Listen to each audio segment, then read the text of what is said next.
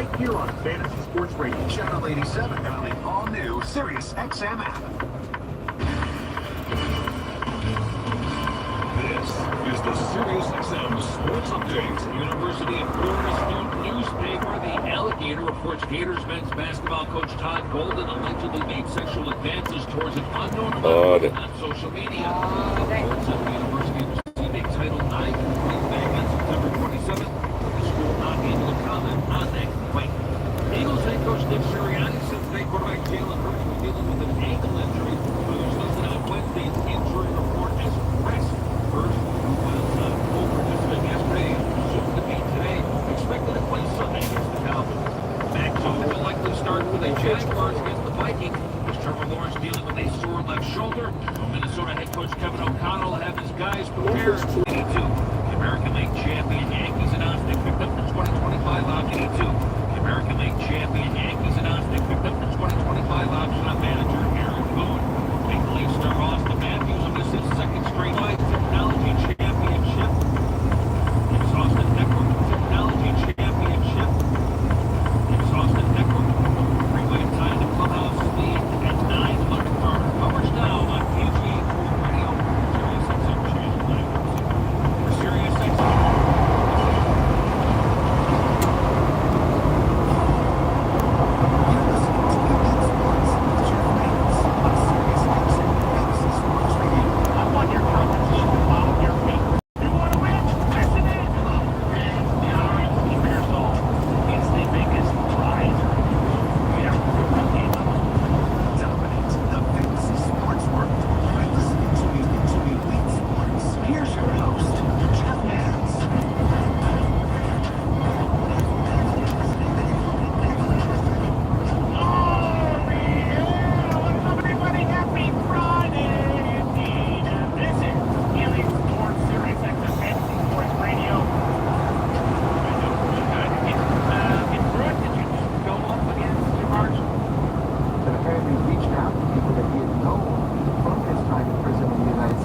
To try to recruit them to carry out these assassinations. Now, in the case of one of them, this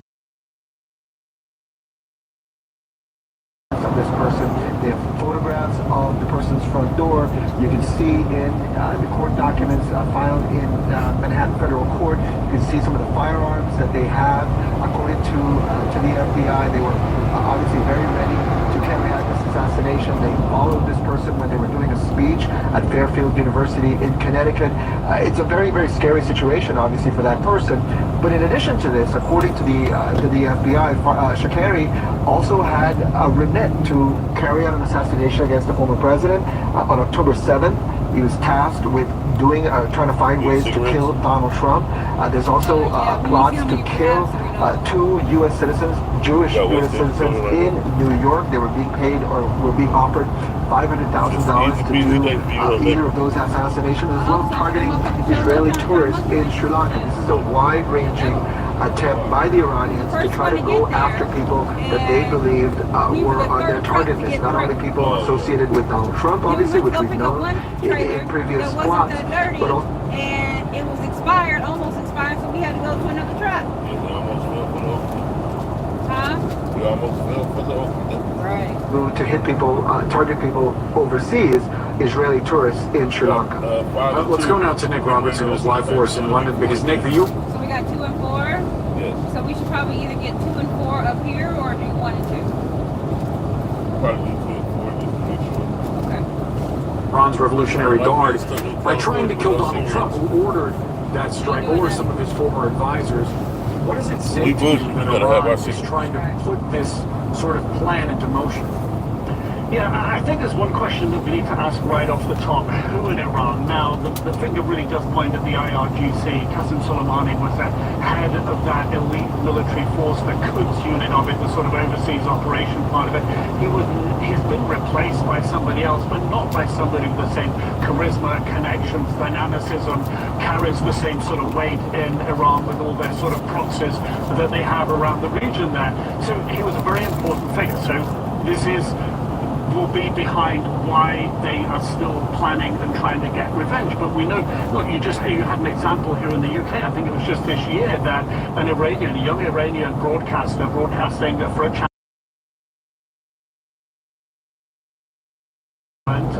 was attacked and hospitalized in a similar sort of attempt, it appears, by the Iranian government or parts of it to silence critics. So you good on cigarettes already? I go back to that question again that I opened with that. Who is this that's deciding this? Is it the government? Is it the supreme leader? Or really, is it a tiny clique within the IRGC? Almost that doesn't matter. Look, you don't try to assassinate the US president without there being consequences. Clearly, there will be consequences, and this will be something very much on the president-elect's plate come January. But who precisely to target, I think, is going to be the question here. But the fact that Iran will do this, absolutely, Qasem Soleimani and his assassination was huge, and today it still has ramifications. Yeah, I mean, talk about upping the ante here on this. What are you expecting from Iran when it comes to targeting Trump in his coming term, and what is that going to mean when it comes to U.S. policy toward Iran and the possibility for, more conflict in the region? Well, first of all, the Iranians do have a lot of assets in this country, sleeper cells. Most of them answer to Hezbollah. We believe, and they've had this for a long time, they have explosives, they have weapons, and they have people who can fight guerrilla war. We've traced these cells to Detroit, and certainly the Secret Service at this point is taking a close look at them.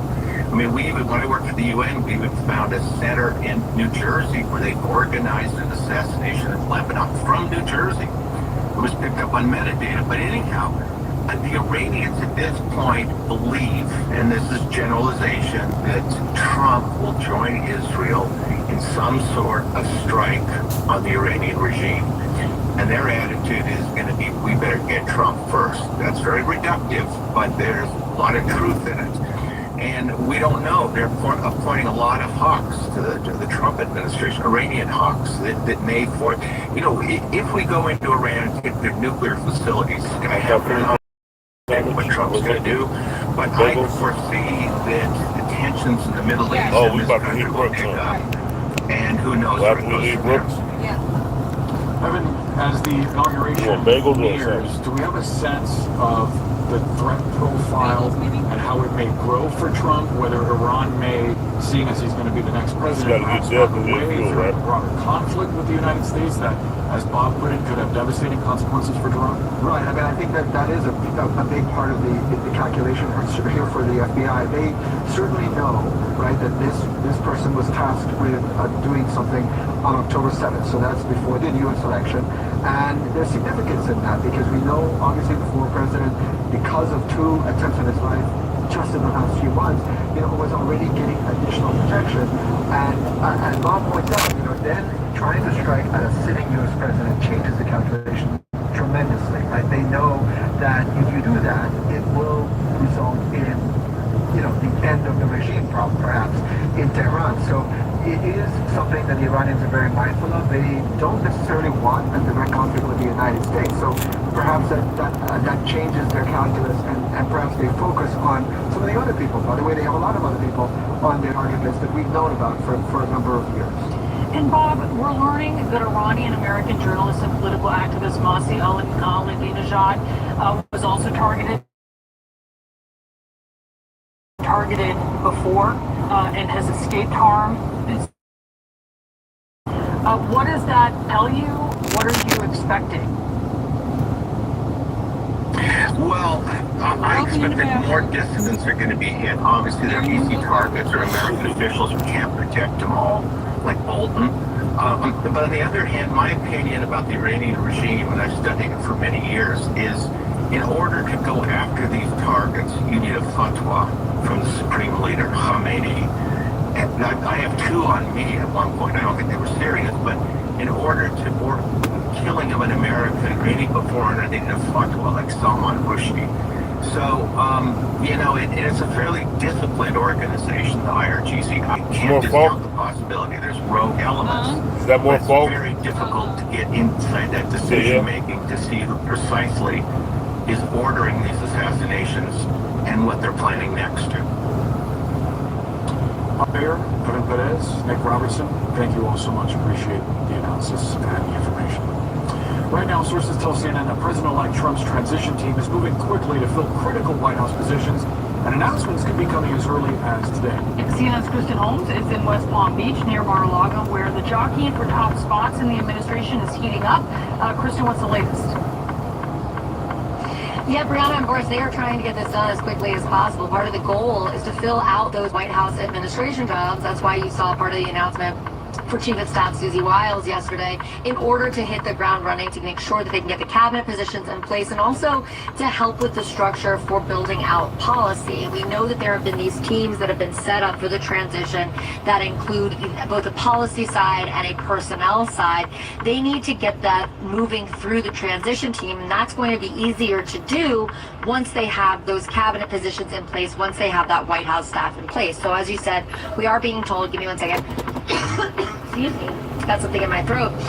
We are being told that could come as early as today to start the process with those White House jobs, and that part of that was really starting with Susie Wiles. Remember, one of the things that we know is that she kind of wanted to be the filter of the people coming through Donald Trump into this transition and into the administration. That's why she was enacted so quickly. Kristen, we'll let you go ahead and get some water or some tea there. Appreciate the reporting. Thank you so much, Kristen Holmes from West Palm Beach. So at any moment, we expect Vice President Kamala Harris's running mate, Governor Tim Walz, will speak in Minnesota. This is coming just days after their campaign's defeat to Donald Trump. Right now, as many Democrats are still grappling with the question of what went wrong,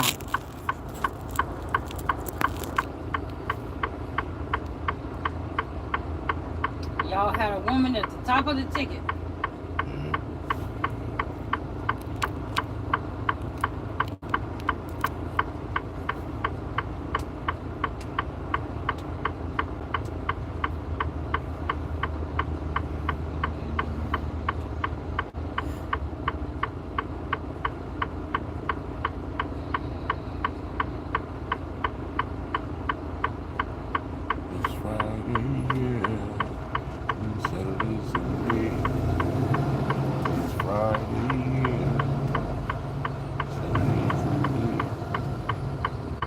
She gave me my extra mile, my extra 10 miles.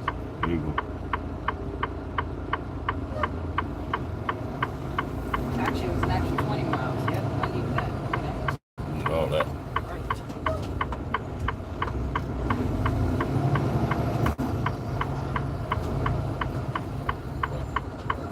Might be clean. I'm going anyway. I'm going down the phone. You gonna wait today? Right. You gonna wait today? Especially seeing how empty.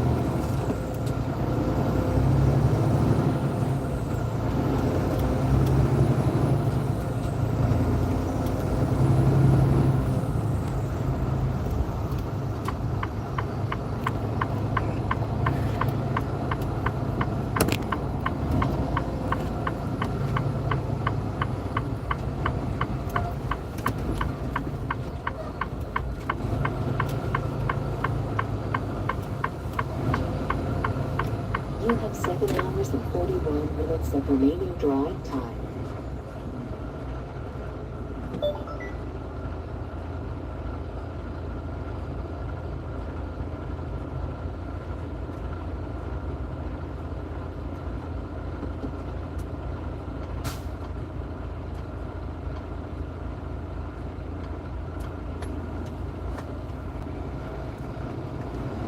Over here and get my dad and run over here real quick so I can give me some pins. Give me some pins. Yeah.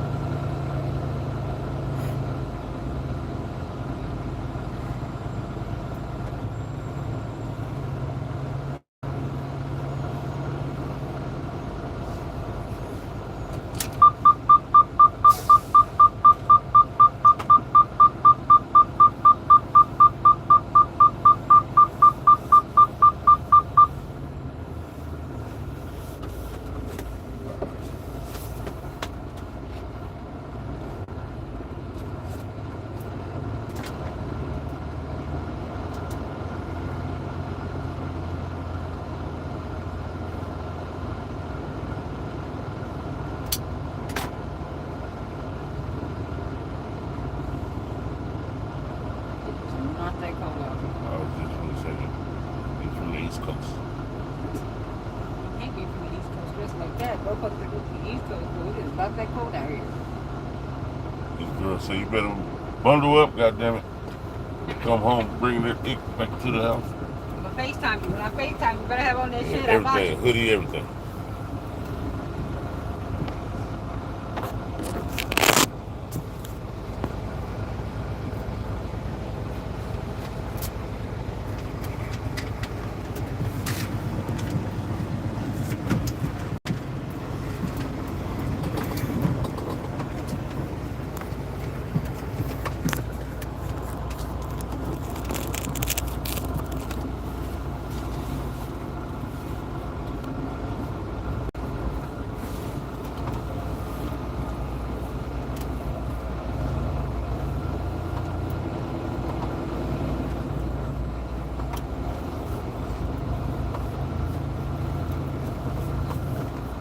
They smooth this out a little bit. That's better than it used to be. I don't know why they don't just page. Get really nasty out here when it's raining. Or when it's raining and it gets cold.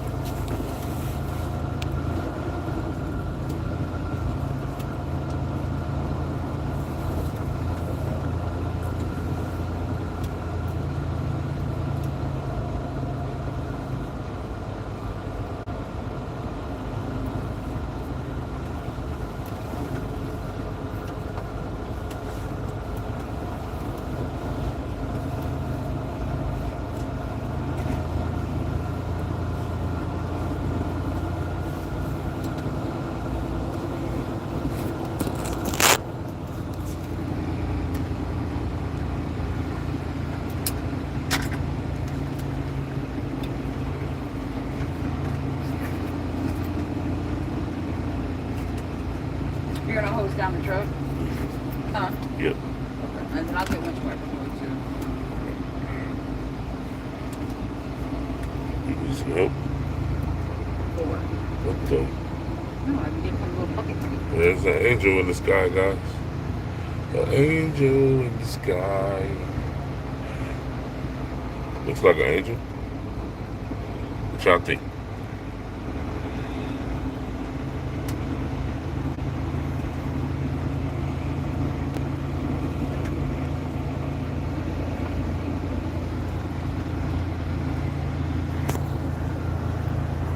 Skip Daddy over there. Skip Daddy, what's happening?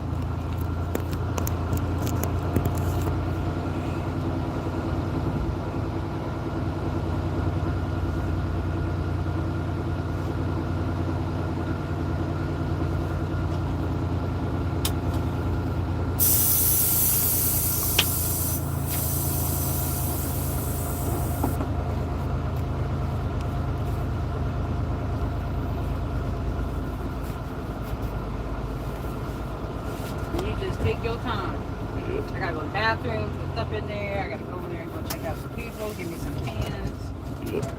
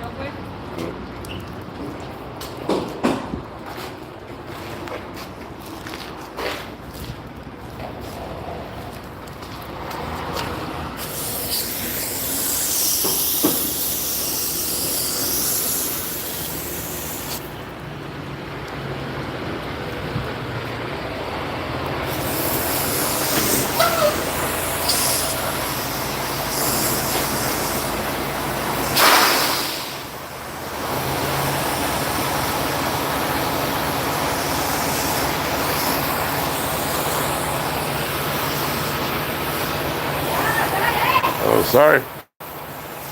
My bad.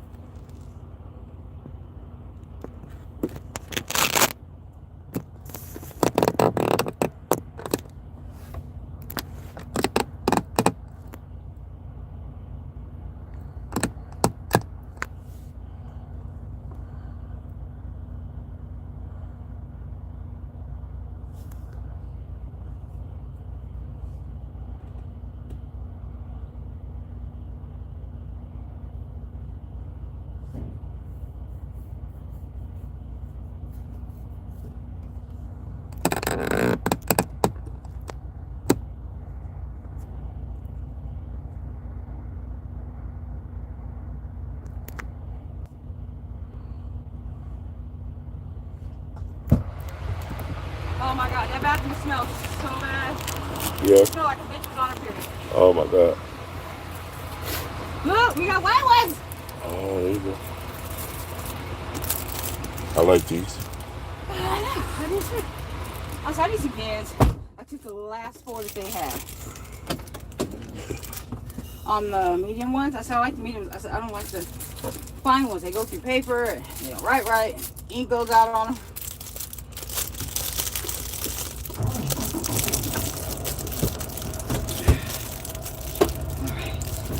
An open one for you. Oh, and I got little lens cloths. Let's see.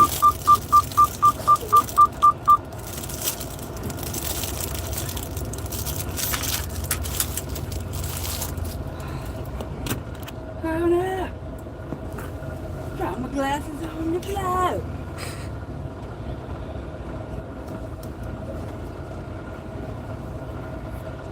Don't forget the seatbelt, honey. Shouts out to MJ Vlogs. He said 68, huh? Seatbelt, pass my safety.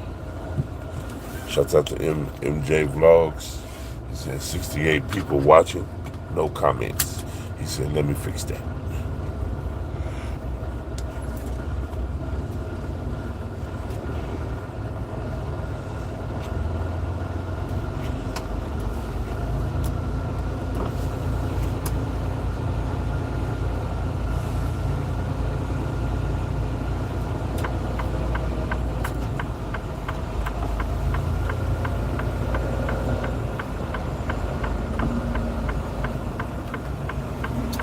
I said I wanted the glasses. You cleaned them and put them on your face. See how they look on me. Nice and sexy. Here you go. I got that little brain. I'm gonna put those on. They're a little stretch.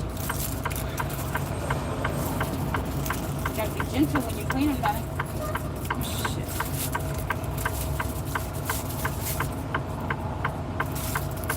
Be sexy. You still got the sticker on it. There.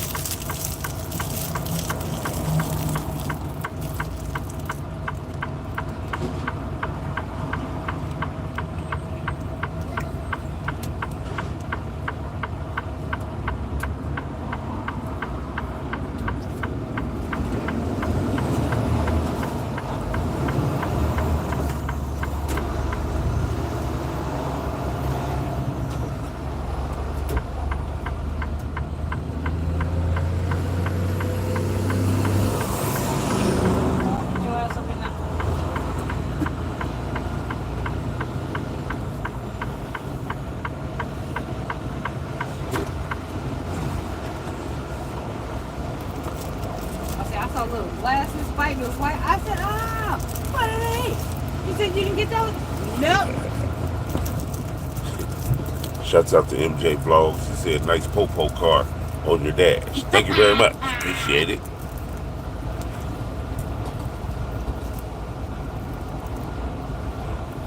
Okay, so what do we need out of here? I don't think we need anything, do we? We have ice.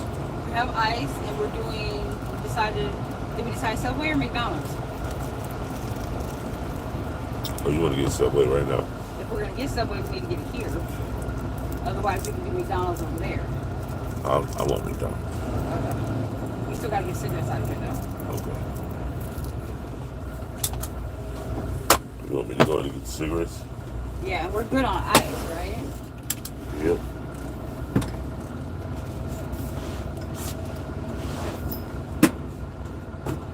How many cigarettes am I getting? 2 and 4.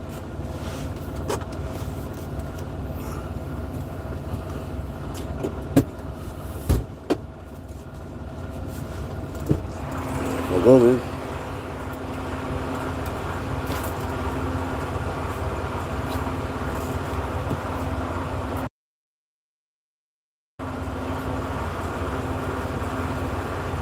You got the filth? What kind? I say you need any help? Oh, no,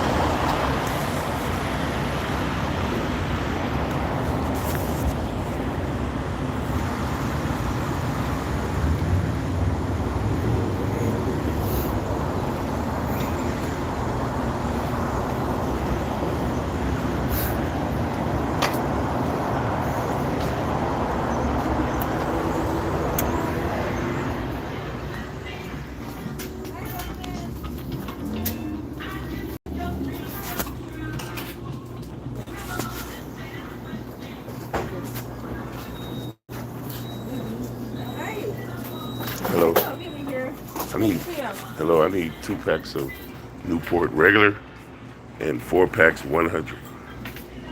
Of the Newport? Yes.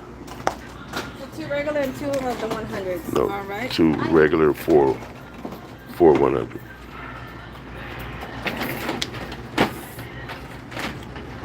Like these? Mm-hmm. Okay. All right. Thank you for this. Mm-hmm. All right. There's that. Do you have a Pilot Rewards card? Yes. Yeah.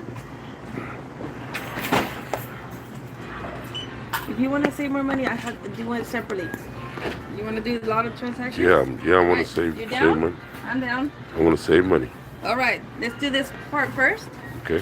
Okay. Put your info.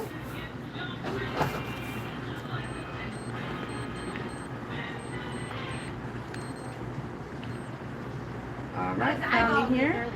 Okay. So for this, it's gonna be $22.74. How are you Okay. doing? Not too shabby, actually. Good. Do you guys actually like physically give out like I cards? didn't do it. The reward? It didn't do anything. I have one. So call it on the back of the card. There's See, like right here is $270, and then if you put it all together, it's not gonna give you that much discount. Anything to save some money. Hey, I got grandkids. There you go. Can you put that receipt in that one for that one? Oh yeah. Okay, you know what? I started this part, but you know what? We'll print it out soon. Appreciate it. yeah, the mean guy down there. Kind of this big. They were just made like 2 hours. Seriously? Okay, go ahead with the info when it loads. There we go. Oh, I guess they're super good. I'm actually laying away something like that. Perfect. Okay, 13. and then 23.70. Is this one different than the other transaction? Yeah. Why is that? Is that what? That Different? looks different than the other transaction. Yeah, because this one's a small one. Oh, okay. Yeah, I was thinking the same thing. Right now, I'm like, why is it different? But I'm like, oh, because this one's for hundreds. Okay, It didn't work again? it worked. Oh, okay. Okay, so let me print out this receipt. I brought her to work with me yesterday. Let me I put work you for the the school other district. receipt. And they gave her a cute little unicorn theme page. And she looks. Okay, and then here's your ID back. Thank you for that. I split my And part. then 2 of those. Okay, let's put that info again.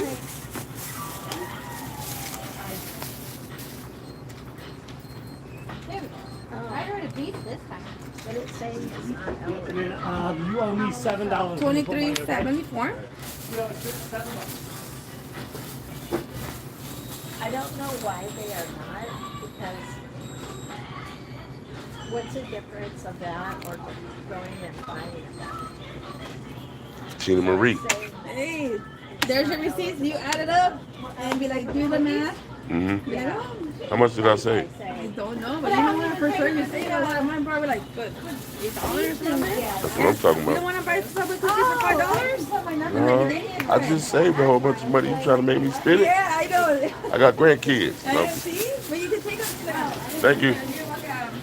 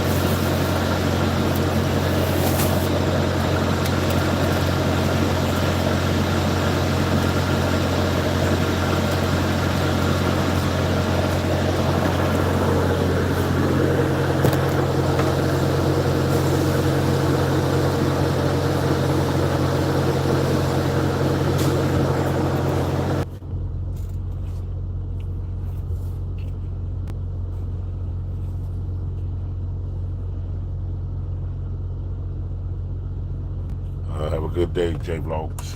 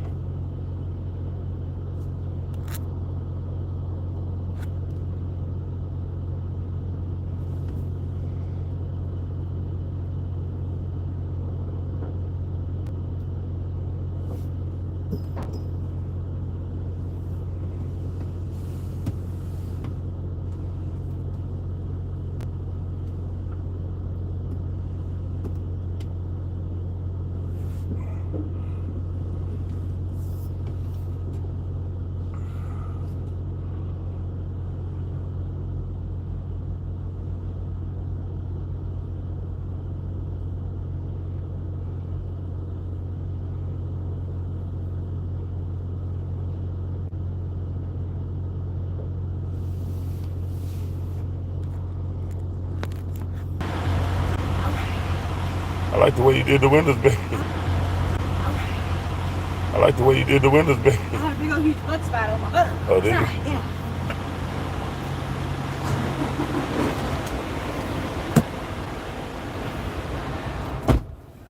Better. Tell you what.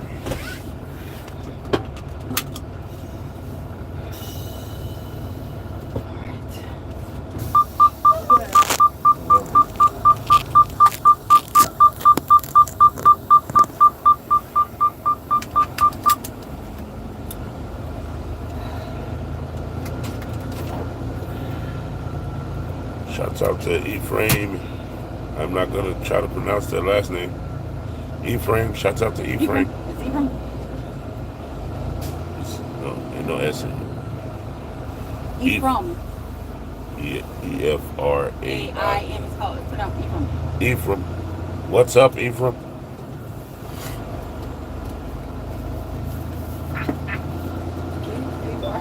Anybody who do a super chat gonna hear one of these. That's a super chat sound. Need y'all to super chat so you can hear that. We're gonna hit the old school fire siren on it. That's a spider on the outside of my window.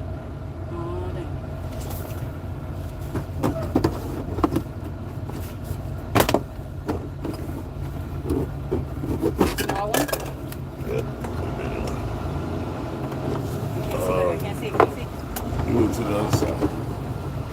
I hope you don't come in.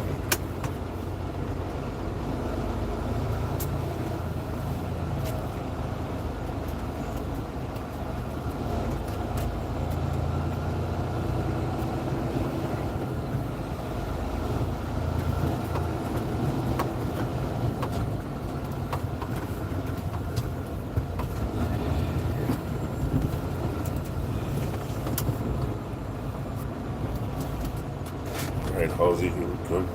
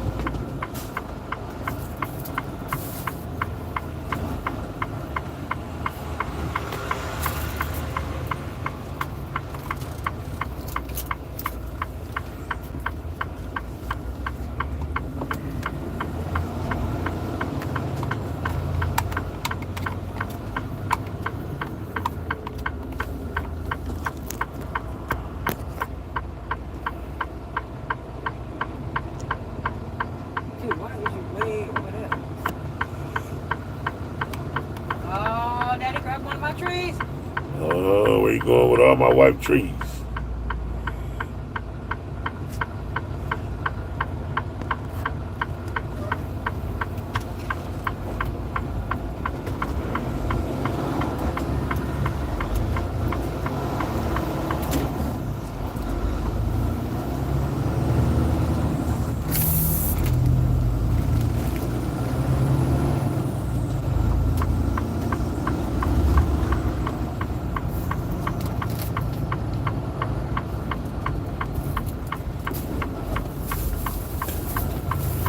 Okay, we're under a C note. Got all kind of shit to back it up. A whole lot of luggage to be homeless.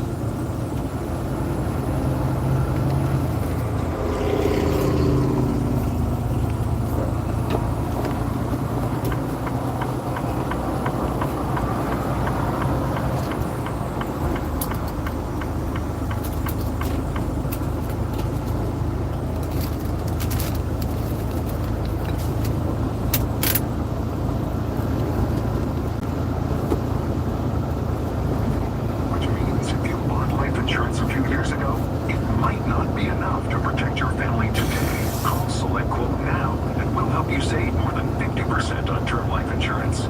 We found John a $500,000 policy for only $14 a month. In a hurry? Don't worry. Call Select Quote now and get up to $2 million in instant, affordable, saving coverage with no medical exam. That's right. You can get up to $2 million in instant, affordable, saving coverage with no medical exam in under an hour. Call Select Quote at 1-800-644-1331. That's 1-800-644-1331. Yep, and we did them 2 other times since you got the discount. And get up to $2 million in instant, affordable, same-day 23 times 3. no medical exam. That's 1-800-644-1331. Did 3 separate transactions. You didn't start a business to babysit your poor performing employees. That's exactly why. So small business owners can take back control of their business. Still like $11 back, right? Employee who happens to now want 3 months off. Your Bambi HR manager will take care of that for you in your first week with us. You spend your time coaching your A I had a $1 off coupon on mine, that's why. I'm so confident that Bambi I put in the number every time. I know, but I think I have to hit save every time. $1 trial to the service for your first month. Trust me, there are no They all go to the same amount? questions you can give your Bambi HR manager. After your first month, just 20. Yes, 20. $9 a month for companies of any size. Month to month. No hidden fees. Cancel anytime. Get a month of Bambi for just $1. Go to Bambi.com and type CNN under radio to schedule your first call with an HR manager right now. Go to Use up the rest of these. Bambi.com CNN radio. Invita's Precision Second Opinion is disrupting the world of late-stage cancer in a positive way. Sandy, Archie, and Jan all had something in common. Late-stage colon, prostate, and breast cancer that didn't have targeted treatment options. Invita's precision technology has given them their lives back. I'm Dr. Dino Prado, and I personally welcome you to utilize our Precision Second Opinion and discover if Invita is right for you. Visit us at Invita.com. Hi, I'm Sherry Harris, owner of LiveStream Water. Has your water been letting you down? Does the water from your tap taste, well, lousy? Is your skin and hair looking dull and lifeless? With a LiveSource full house system, we help your water reach its full potential. I hope so. Clean, Eat all my bagels. pricing, call 1-800-WATER-99 or visit LiveSourceWater.com. LiveSource, taste and feel the difference. Warranty limitations apply. Weeknights at 8 Eastern on CNN. Thanks for joining us yet more new developments. It's Anderson Cooper 360, Sirius XM 116. This is Sirius XM Radio. We're following breaking news right now into CNN. We're watching the First Lady of Minnesota, Gwen Walz, introducing her husband, the governor, Tim Walz, who was a vice presidential candidate, obviously alongside Vice President Kamala Harris.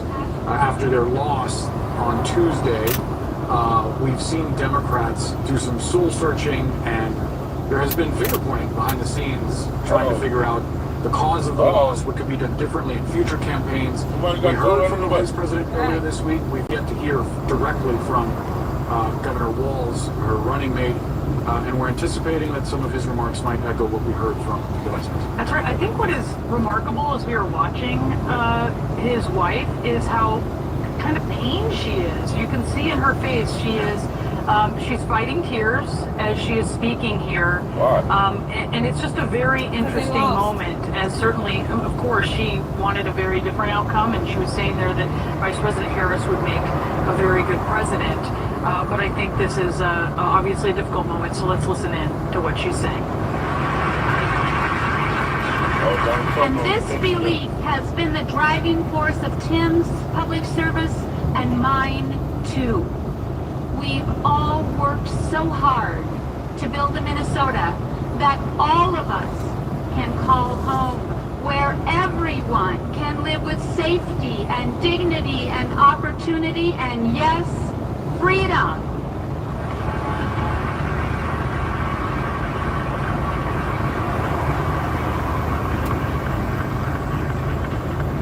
So now, more than ever, that important work continues. Because we have a responsibility to keep this haven, this special place, Minnesota, safe and inclusive and strong. All right, we are listening here to Gwen Walz, the First Lady of Minnesota, as she is going to be introducing her husband. And what's a very difficult speech, clearly, Jeff Zeleny, for her to give. And you were just noting to us just how involved she was on the trail. She was very invested in this. Absolutely invested. Gwen Walz was campaigning everywhere since the moment that Governor Walz was selected. She would do probably more events than any of the other principals, wives or spouses. So she is someone who is also a school teacher. That's where she met Governor Walz when they were both the school teachers in Nebraska, actually, and they moved to her home state of Minnesota. She has been very active on the campaign trail and talking about education and families. She was obviously expecting a different outcome. Was praising Vice President Harris there, talking about her almost historic role. But she's been a driving force in Minnesota and obviously expected to go on as the second lady. Jeff, you were there for Vice President Harris's concession speech this week. Obviously, a very somber crowd receiving that message. A lot of folks very emotional, including Governor Walz, as we await his appearance on stage. I wonder how you contrast that and the reception that Harris got there with some of the reporting behind the scenes, some of the debate about what happened, what could have been done differently, and the call that was had behind the scenes with some campaign folks in which they asked people to stop questioning their strategy during the campaign publicly. Look, I mean, this failure obviously has 1,000 fathers. There are many, many reasons why Vice President Harris was not successful. Some were for doing, I would say most were not. The campaign that they were handed, President Biden's decision to run again, sort of 107 days, but inside the campaign, there was a call last night that Vice President Harris had with staff members for to buck them up on that. Conference call, some aides told people not to talk about any shortcomings. We've covered a lot of failed campaigns. I'm thinking back to 2016 when we covered the Clinton campaign. There's enough finger pointing to go around, soul searching, and there were mistakes made, of course. So I'm not that surprised. I don't want people talking about it, but it's going to get out. But the reality is this was not just a 7 battleground state collapse. It was a collapse of the Democratic Party's message across the country. Look at those maps that show just the entire Republican swing, really in virtually every state in the country. So this was not just a decision to not travel to Wisconsin or to not go to Michigan. This was much bigger than that. And I was watching you on election night at Howard, and it was so evocative of that evening at Javits Center in 2016 on the Hillary campaign, which we covered together. But what was different was the expectation. This was such a tight race going into it. No one really knew who had it sewn up. No one did. And so there did seem to be a little difference in that the outcome was a possibility compared to the giant surprise that happened in 2016. I wonder if that means a little less soul-searching within the campaign and maybe more of a broad look overall at the party. I think it does. I mean, it was not simply the failure of a couple operatives or the candidate. It was a broader sort of Democratic brand issue. But Verona, you're right. I mean, there was shock and dismay and disbelief back when Hillary Clinton was learning that Donald Trump was winning. But differently, it was different this time. But one other reason that actually made it sting even a little bit harder is because people are more familiar with Donald Trump's record now and his convictions and other things. And back then, no one was quite sure which Donald Trump would be president. He was a New York businessman. He'd given to Democrats more than he had Republicans. Now it is very clear which Donald Trump will be president. So that was perhaps even more painful that he was elected in spite of that. Jeff, you've covered a lot of different administrations. You obviously covered the campaign with Brianna. We covered the White House together. We did. And especially early on in the Trump administration, there was a tremendous amount of chaos. Actually, let's pause for a moment because we believe that Governor Tim Walz is set to take the stage at any moment, being received warmly by the crowd after hearing from his wife, First Lady of Minnesota, Wiles. And there is the governor. You can kind of see him through the crowd there. We anticipate that his remarks will echo what we heard from Kamala Harris. Yeah, this is a small town, the anthem that was played at every one of his rallies that he would arrive in. He was indeed born in a small town in Nebraska, but chosen as the runner here. So they have a very close relationship. We saw at the convention and on the campaign trail. This, of course, is an emotional time for the Walzes. Let's listen in.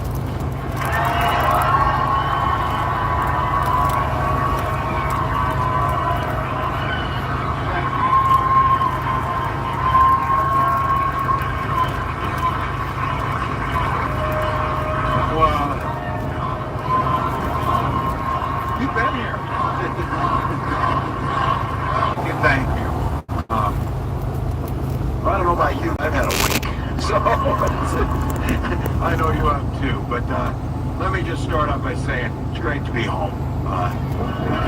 Great to be home. And I do want to start a huge thank you and I love you to Minnesota's First Lady to win. Thank you.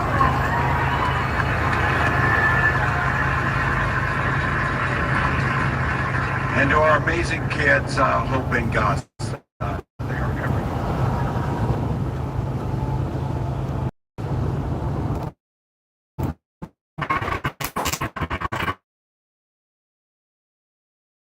Here, who I want to say thank you to Darlene.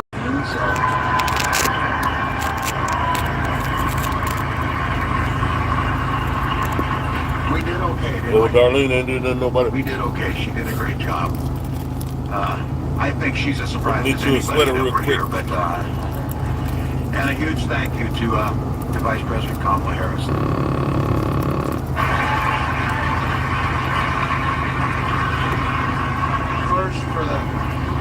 For the faith that she placed in me, but more importantly for the powerful and joyful campaign she ran.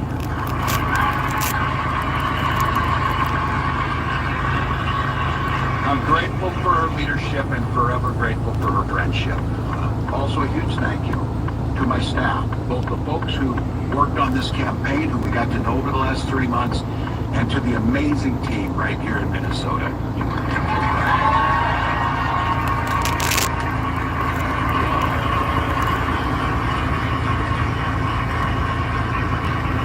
Showed the country these guys are the best in the business, and I'm proud to be your teammate in this. Thank you all.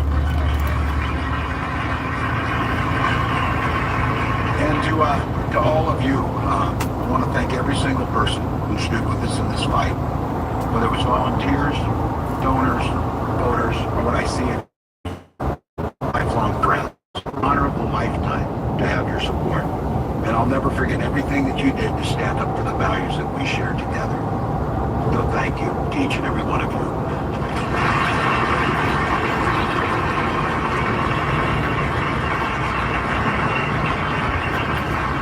It's like my life is in front of me as I look around here and see everybody, so it's wonderful. hard.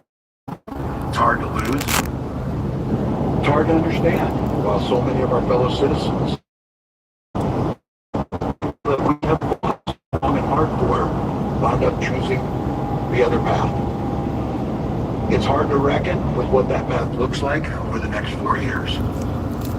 So if you're feeling deflated, discouraged today, I get it. Take some time, take care of yourselves, take care of your loved ones, take care of your community. There's a million ways to make a positive. Whenever you're ready to get back in that fight, I'll be standing right here ready to fight the fight with you. Even in the face of defeat and deep disappointment, I've never felt more inspired. I've never felt more motivated. I've never felt more fired up of what's possible in this country. You know, I've gotten to see an awful lot of America over the last 3 months. More than I ever thought I was going to see. I've made many new friends. I've learned a lot of new things. I ate way too much local food. But I can order donuts, people. I can order donuts.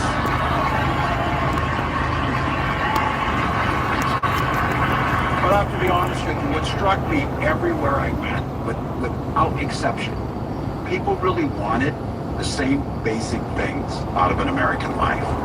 And I want to be clear, when I say basic things, I mean things like meaningful work, safe neighborhoods, good schools, affordable quality health care. But I also mean something more. It became clear to me, people want security. And I mean that broadly. They want to feel like their life is built on a solid foundation that won't collapse under them if the wind blows the wrong way or something happens. People want an opportunity where they feel like they can get ahead, not just settling to get by, and they really are concerned about giving their kids a chance to get ahead. And I think most of all, and you saw it in a very deep way, people want freedom to live their lives the way they want to live them. It's not the way that maybe their neighbors wouldn't want to live them the same way, but the freedom is supposed to be everybody's birthright. Not because of how much money you had or where your family came from, no matter who you love or how you prayed, what you think about the issues of the day are. And everywhere I've gone, I've had the opportunity to tell people how things work here in Minnesota.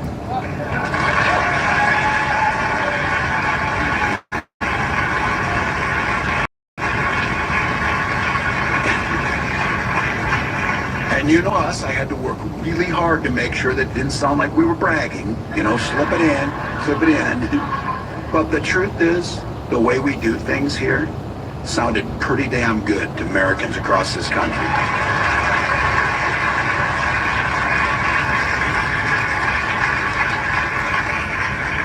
Together, we've made Minnesota one of the best places for kids to live.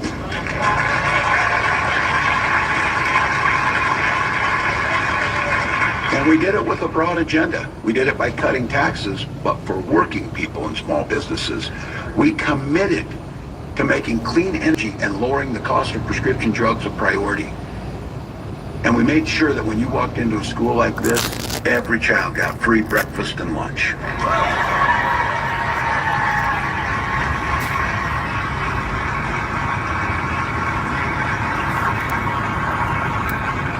We made college free for lower income students and paid family and medical leave for everyone across the state.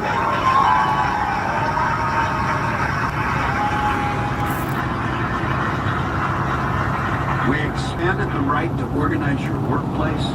We made our streets safer. We invested in affordable housing, and we made public education a priority.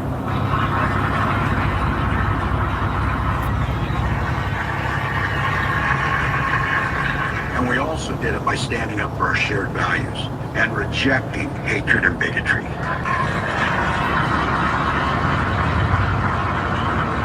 We, across the state, have fought for everyone's right to participate fully in our democracy and in our society. We have refused to scapegoat immigrants in this state.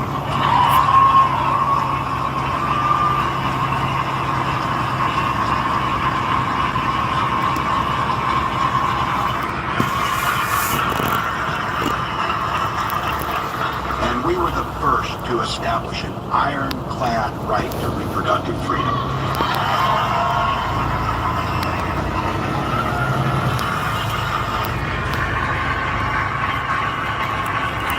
When I tell that story across the country, you can see people saying, where is this magical place? And then someone would have to say, but it gets cold. Yeah, but you know what? The way we did it was actually simple. Not easy. Those are two different things. Not easy, but simple and straightforward. We worked for it. We fought for it. We organized for it.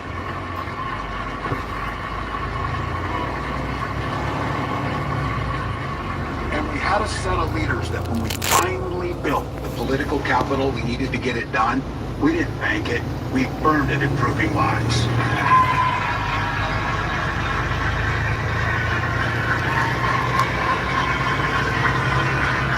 And I can tell you what I've learned over the last 3 months is an awful lot of Americans are game for exactly that. Exactly that. Here's the thing too. Nothing about Tuesday night changes any of that. Nothing.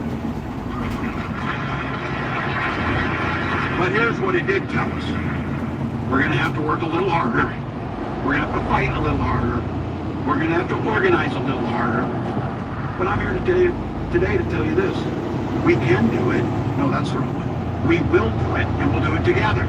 We will do it.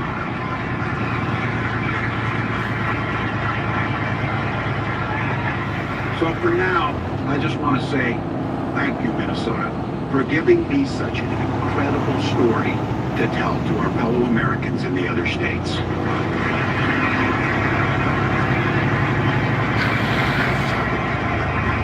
I do want to take a few minutes and talk about a few words about our path forward. I know there's a lot of folks that are worried about the next 4 years and what they're going to look like. I'm one of them. The agenda we heard from the other side on this campaign was very different than the one we know is right for our state and our country. We've already seen the damage a president can cause when he's in it for himself, not the American people. Look, we know what's coming down the pipe. We know it because they told us. And we're going to have to be ready to defend the progress that we made here in Minnesota. The other side spent a lot of time campaigning and talking about and promising that they would leave things up to the states. I'm willing to take them at their word for that.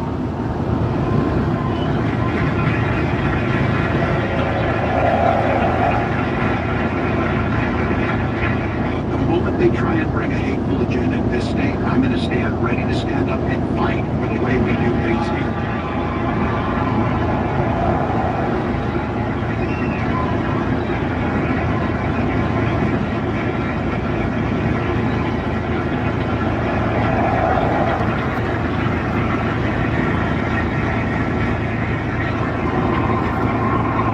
Minnesota always has and always will be there to provide shelter from the storm. As long as I'm governor of Minnesota, we will protect the woman's right to make her own healthcare decisions.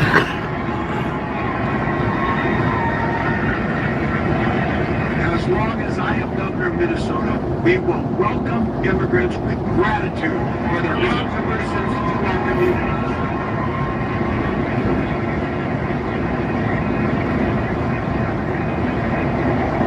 As long as I'm governor of Minnesota, we will stand with the rest of the world in fighting climate change and developing new clean energy sources.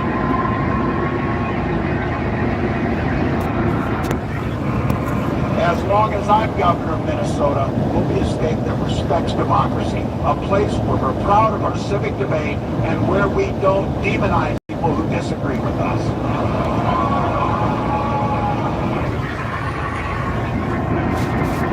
As long as I'm governor of Minnesota, we will defend our kids' freedoms to go to school without worrying about being shot dead in their classrooms.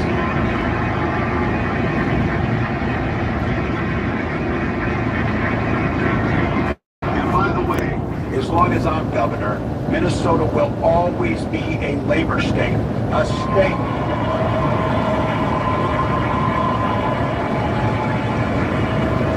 A state that stands with working people no matter who they voted for.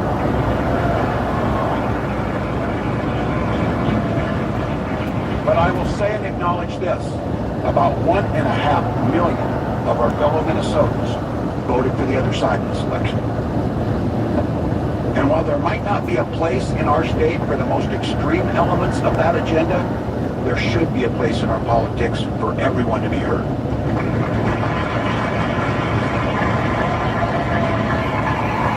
I think sometimes we can be quick to judge people who don't agree with us, to assume that they act out of cruelty or fear or self-interest.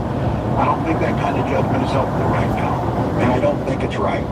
I think we ought to swallow, and this is me in this as I'm speaking about myself, swallow a little bit of pride and look a little harder to find common ground with our neighbors who didn't vote like we did this election. Maybe we won't agree on every issue. Hell, maybe we won't agree on any issue.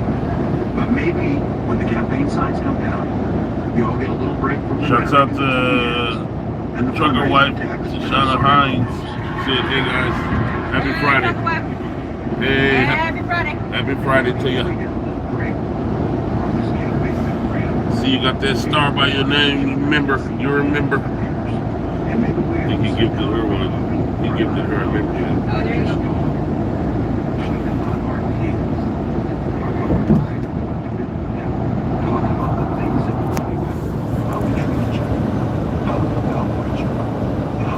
Just enjoying these views. For my part, I'm going to try even harder to do that as well.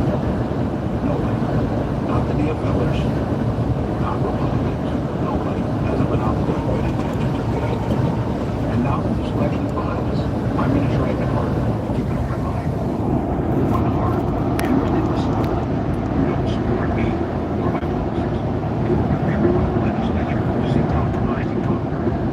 Because that's something. Well, you got different stickers you can use if you remember. Got BiggMama's stickers on there you can use if you remember.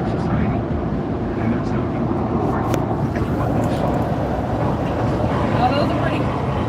Yeah. Red trees. Red trees. I like red trees. I like red trees too. That's what this is all supposed to be about. Not trying to Put some more red trees. but are we Hit the like button if you like red trees. together? I still believe with all my heart, America can be a place where no child is left behind, no community is left behind, and no one is left.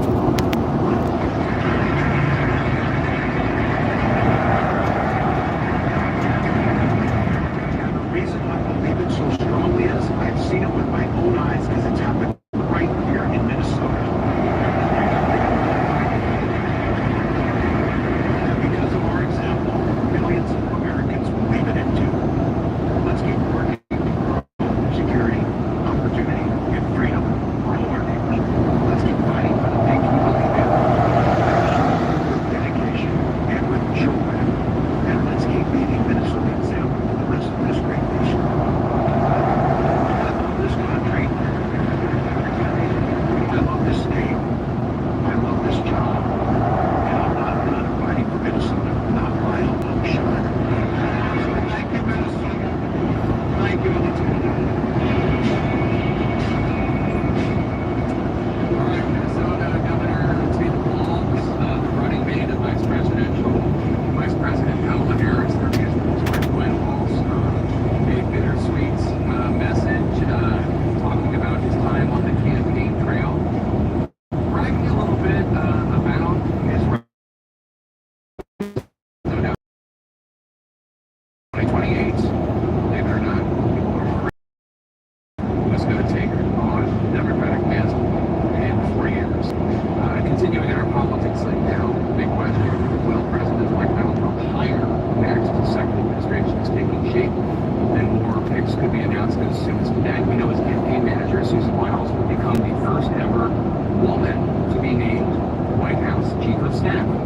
We know Republican Congresswoman Elisa Fine of New York is under consideration to be the next U.S. ambassador to the United Nations. But while the new boss makes these decisions, there's also new reporting that the Pentagon is expecting major upheaval when Trump returns to his role as commander-in-chief. Let's go first to CNN's Kristen Holt in West Palm, Florida. Mr. Wilson is on the short list for some of the Trump administration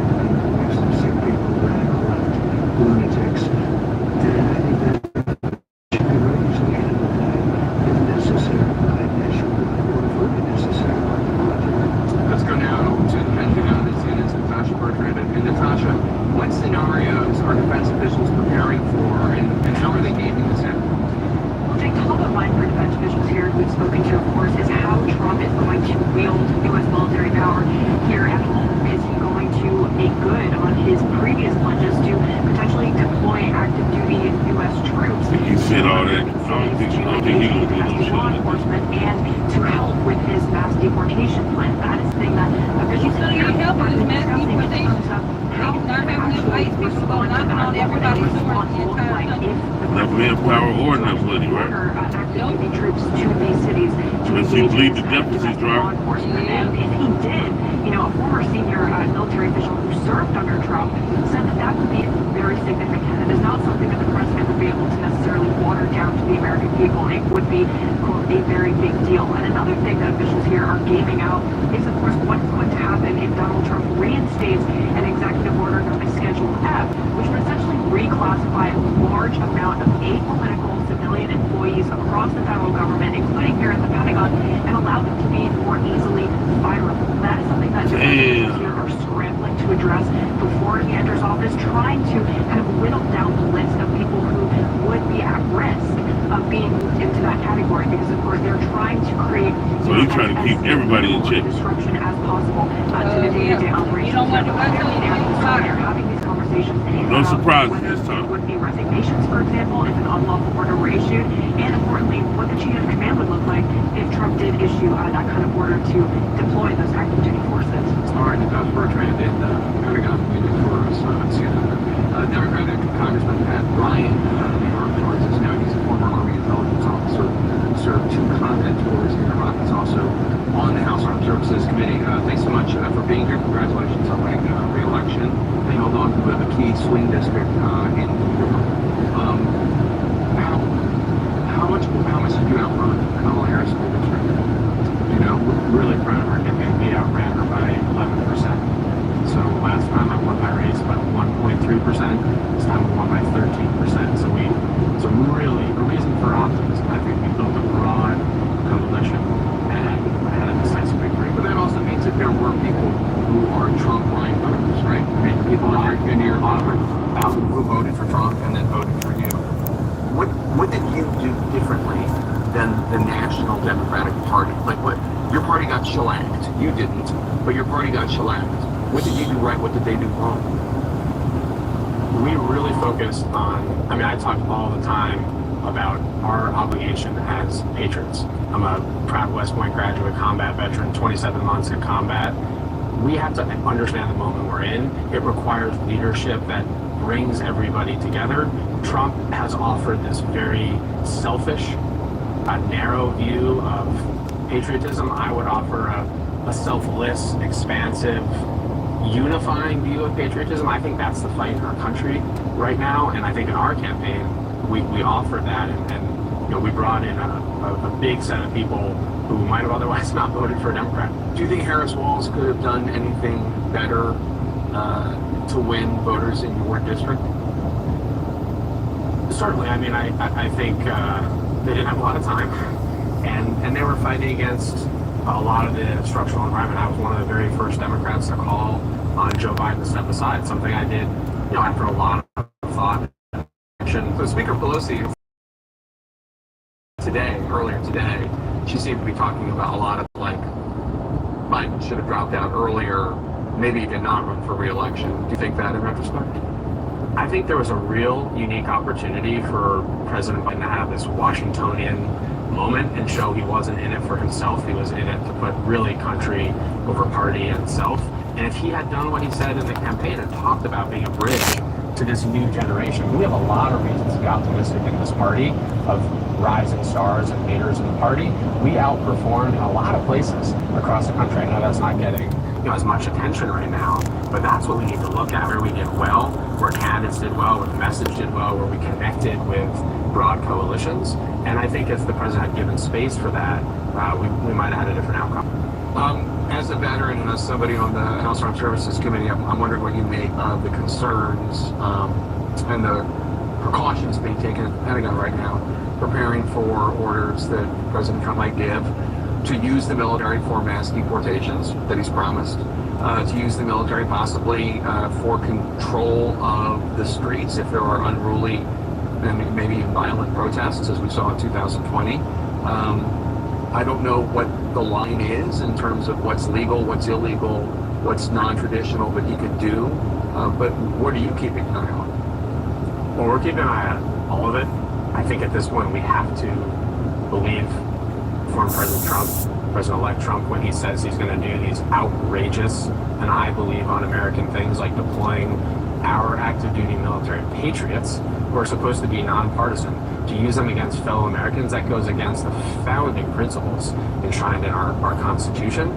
So we have to be able to hold him accountable for that. And it's unfair, I think, to actually put our senior military leaders and all of our folks in uniform in this incredibly precarious position where they have to do this contingency planning of what they're supposed to do. I will say I have tremendous faith in our leaders and soldiers, sailors, airmen, Marines to do the right thing.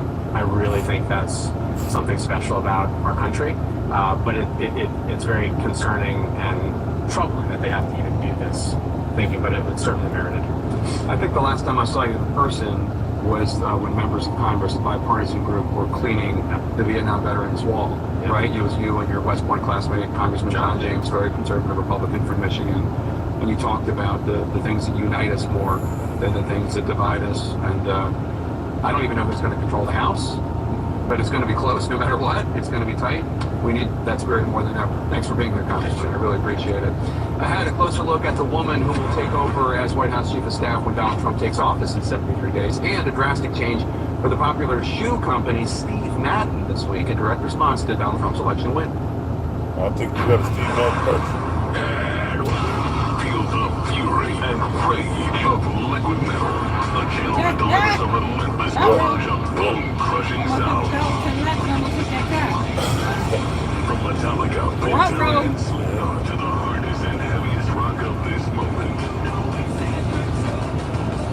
Jumping to the pit of liquid metal kill party. And at home on Alexa, Google Home, smart TVs, and everywhere on the Sirius XM app. You didn't start a business to babysit your poorest performing employees. That's exactly why I started my business, so you don't have to. Hi, I'm Alan Jones, founder and CEO of Bambi. I created Bambi so small business owners could take back control of their business. Need to fire a poor performing employee who happens to now want 3 months off? Your Bambi HR manager will take care of that for you in your first week with us. You spend your time coaching your A players, we'll take care of the rest. I'm so confident that Bambi will help you focus on what you love about running your business that I'm offering a $1 trial to the service for your first month. Trust me, there are no limits to the amount of calls or questions you can give your Bambi HR manager. After your first month, just $29 a month for companies of any size. Month to month, no hidden fees, cancel anytime. Get a month of Bambi for just $1. Go to Bambi.com and type CNN under radio to schedule your first call with an HR manager right now. Go to BAMBEE.com, CNN Radio. Invita's Precision Second Opinion is disrupting the world of late-stage cancer in a positive way. Sandy, Archie, and Jan all had something in common. Late-stage colon, prostate, and breast cancer that didn't have targeted treatment options. Invita's precision technology has given them their lives back. I'm Dr. Dino Prado, and I personally welcome you to utilize our Precision Second Opinion and discover if Invita is right for you. Visit us at invita.com. Why do so many dogs suffer from weight issues, skin problems, and low energy? It could be the popular dog food you put in their bowl each day. Veterinarian Dr. Martin created Nature's Blend, made with wholesome ingredients like premium meats, vegetables, and fruit. Save up to 54% of Nature's Blend and get a free bag of cod Krispies. Go to drmartypets.com/CNN or text CNN to 511-511. Text CNN to 511-511. All dogs are unique. Your dog's results can and will vary. Message and data rates may apply. Search Kings knows it's not the number of customer calls you get, it's the number of calls that get you customers. That's why Search Kings now has Call Intelligence. With Call Intelligence, evaluating, summarizing, and scoring every incoming call, you'll know the most profitable leads, what generated them, and your true return on investment. In the history of Google advertising, there will be before Call Intelligence and after Call Intelligence. You want to stand out where your customers are online? Switch to Search Kings.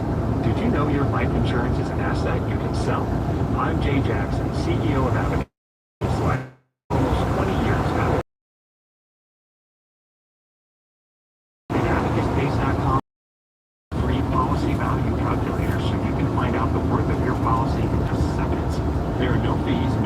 solutions. Get real value from your life insurance when you need it with Abacus. Learn more at abacuspays.com.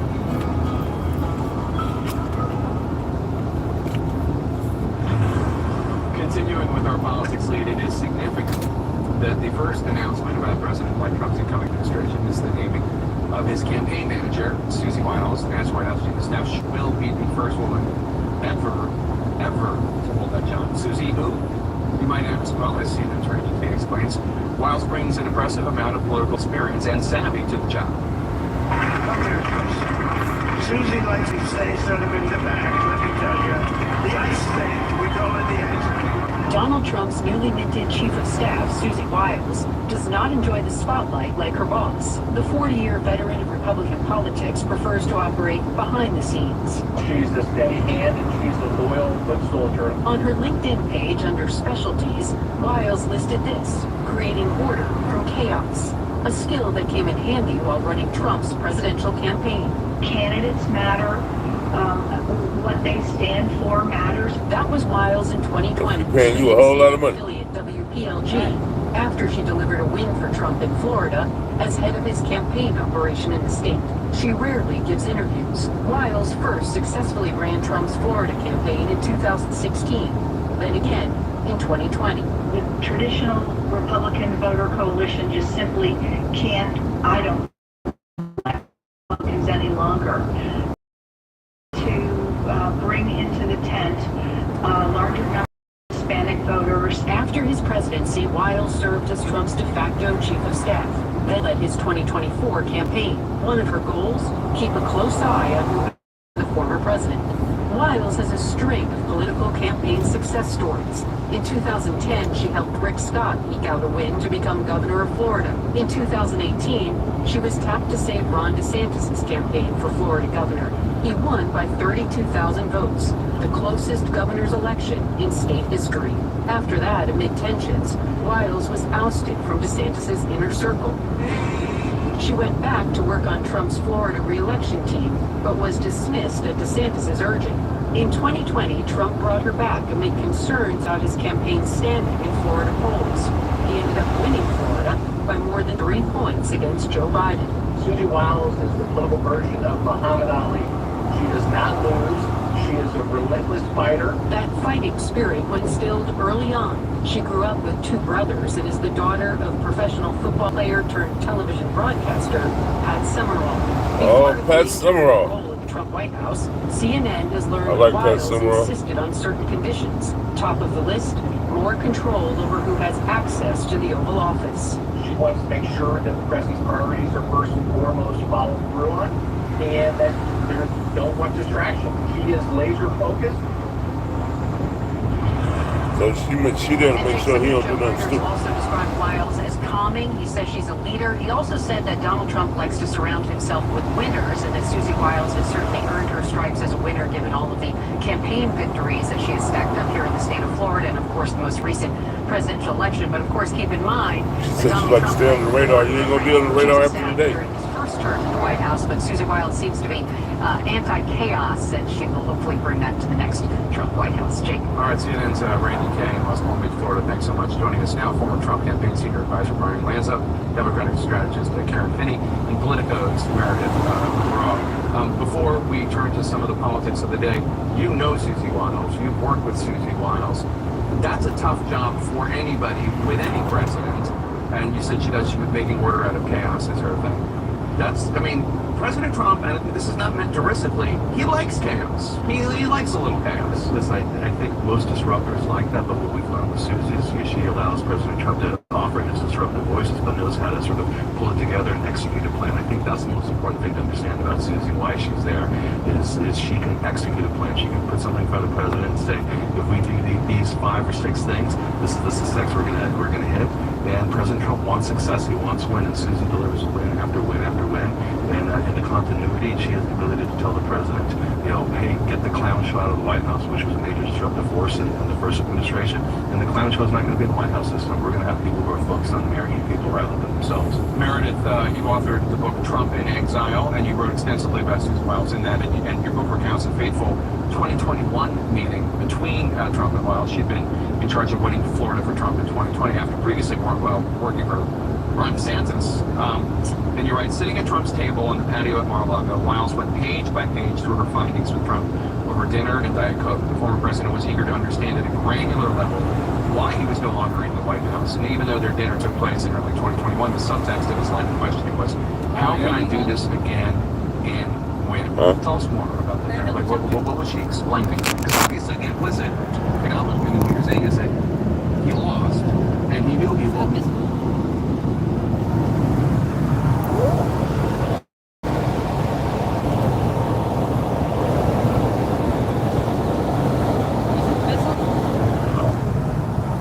Helicopter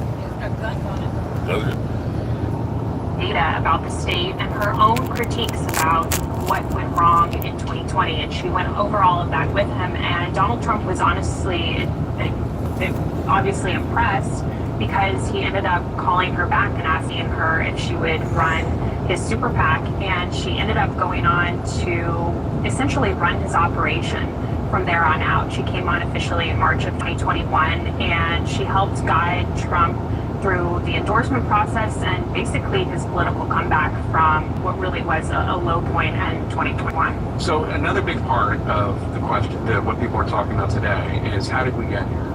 And former Speaker Nancy Pelosi told the New York Times, quote, had the president, meaning Joe Biden, had Joe Biden gotten out sooner, there may have been other candidates in the race. The anticipation was that if the president were to step aside, that there would be an open primary. And she went on to say Kamala Harris may have, I think she would have done well in that and been stronger going forward, but we don't know that. That didn't happen. This is one of the things, as you know, that Democrats are talking about a lot these days. What if Joe Biden, after the 2022 midterms, had just said what he suggested he was going to say, which is, I'm not running for re-election. Democrats, pick your next generation of leader, and there'd been a primary. Maybe Kamala Harris would have won the primaries. Maybe she wouldn't have. But if she had, she would have been stronger, as Pelosi says. You know, we can drive ourselves crazy with the what if game, and trust me, my fellow Democrats are going to be doing that well into the end of the year. Yeah, I see online, by the way, plenty of them have driven themselves quite crazy already. Yeah. Tell me about it. Yeah. Tell me about it. That's why I've just been focused on walking my dog. But look, I think there's a couple things that we have to face. Number one, Republicans flat out did a better job understanding who the Trump electorate was, finding them, talking to them, and turning them out. And a lot of that was done, frankly, by understanding people who were sort of anti-establishment online. They created an army of influencers.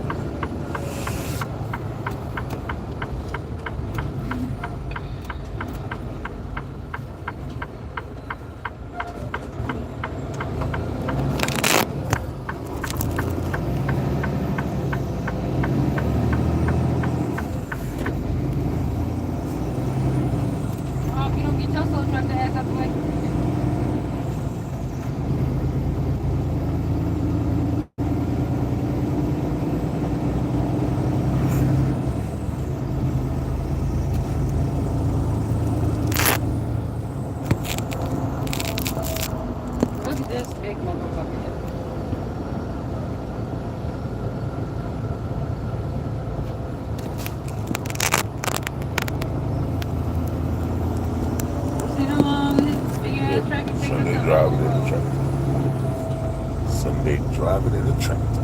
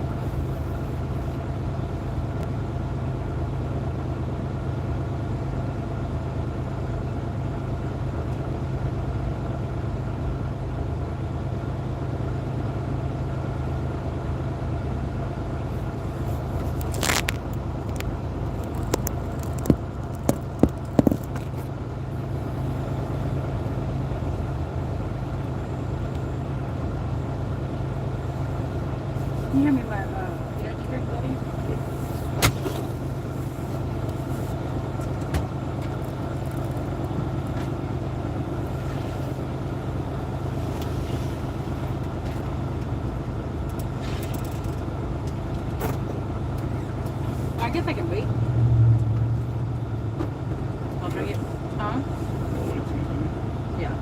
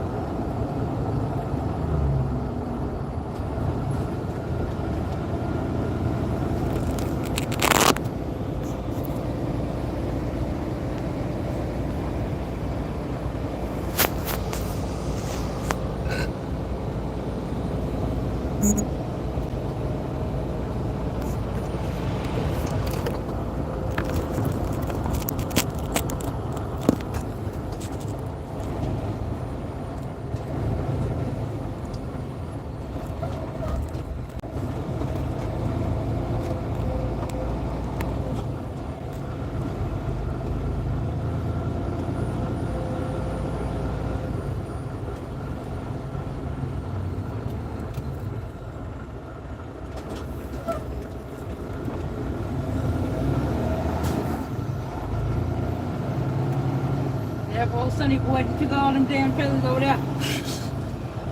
Oh, you got trailers on there too?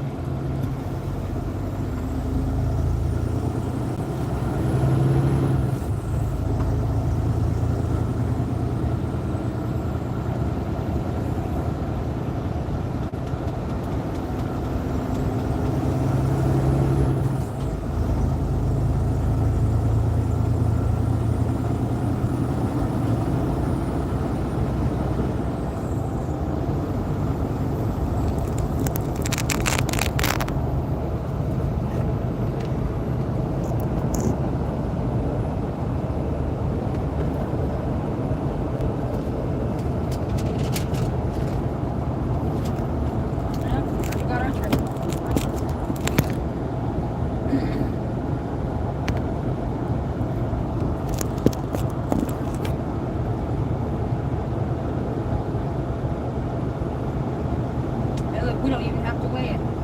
Really? Because we're literally going 20 miles and there's no wasting. But I'm going to go over it anyway. I know you always go over this kid. Oh, what is it? Damn. They got cows over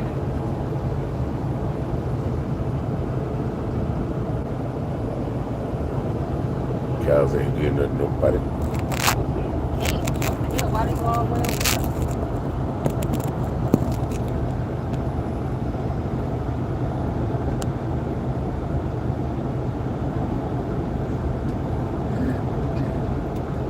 Right there.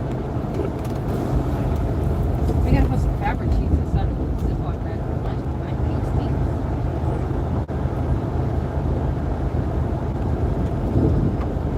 Maybe because it was raining the last time we got here.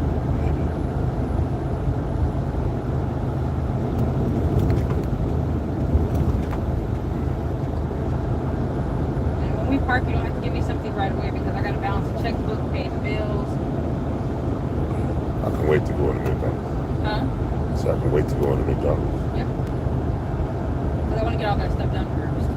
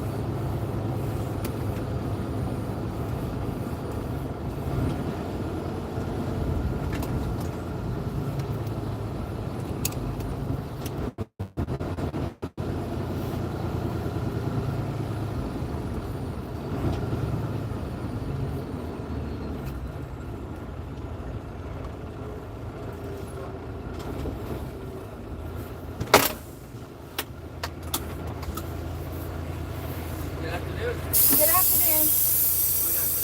I'm picking up a load. This is empty. So we're just sliding cannons. Can you press open doors? I'll have you pull forward to the stop sign after you slide your tandems to open the door. This makes it closed now. Okay, so you want the doors closed when we park it? Okay. So you want me to slide them up there or slide it right here? Slide them here, and then I'll have you go to the stop sign and open the door for me to check it out. Okay.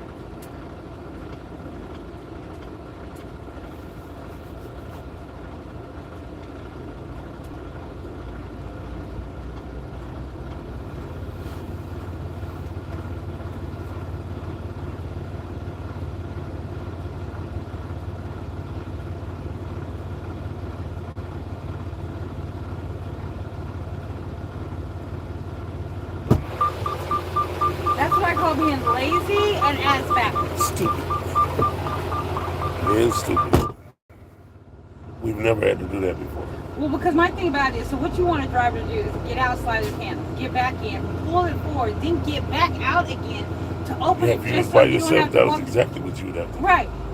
Instead of just walking to the back of the trailer, because if you're with, if it's just a driver by themselves, then they can get out, slide the tandems, pull it. You look at the back, that way they can slide the tandems and go forward. You're doing the most. Doing too much. Doing the fucking most. I don't know why old boy in there didn't tell him. Because that's the one they usually check us in. I think he just got here. I think he signed it on.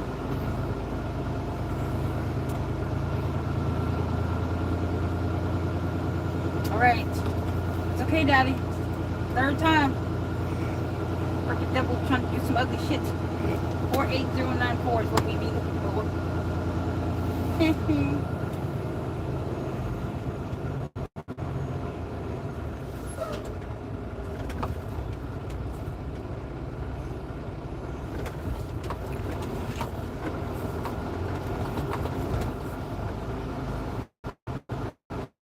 What was the trailer number? 4809.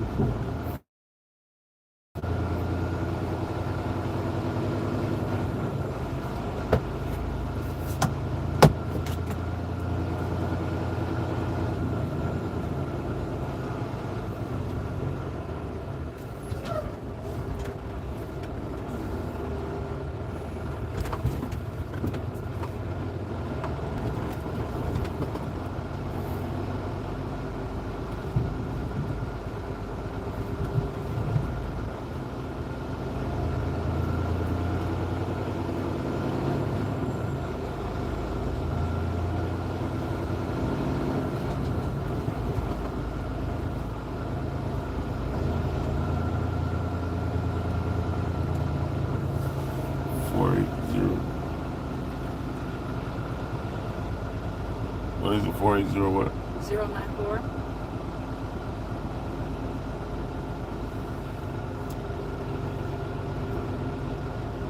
Okay. What's over here?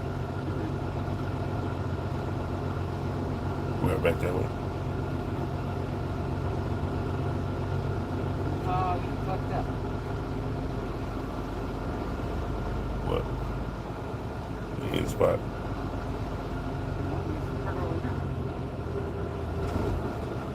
All right.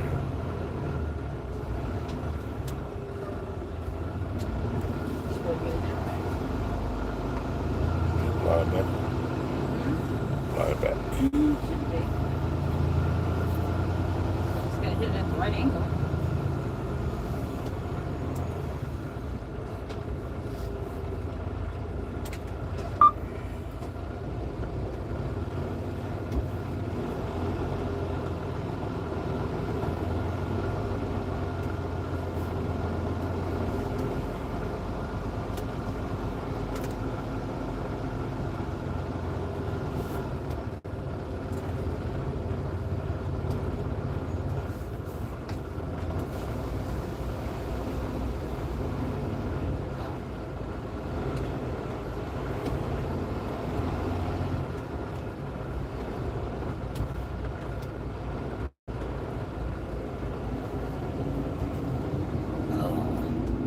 Like you got it. I don't know, it's on the side.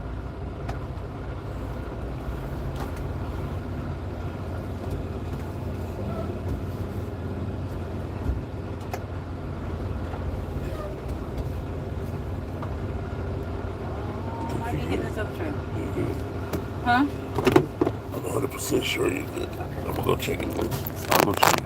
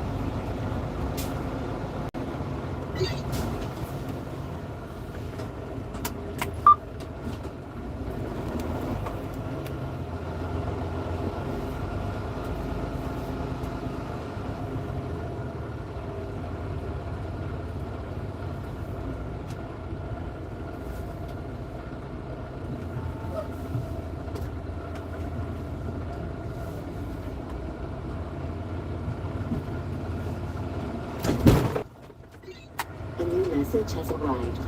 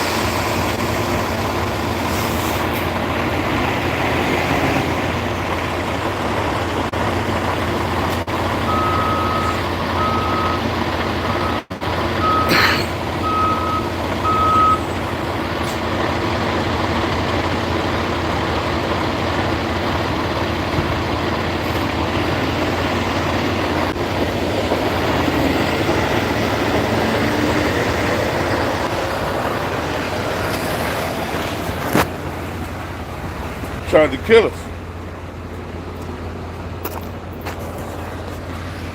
Motherfucker damn near tried to kill us around this motherfucker.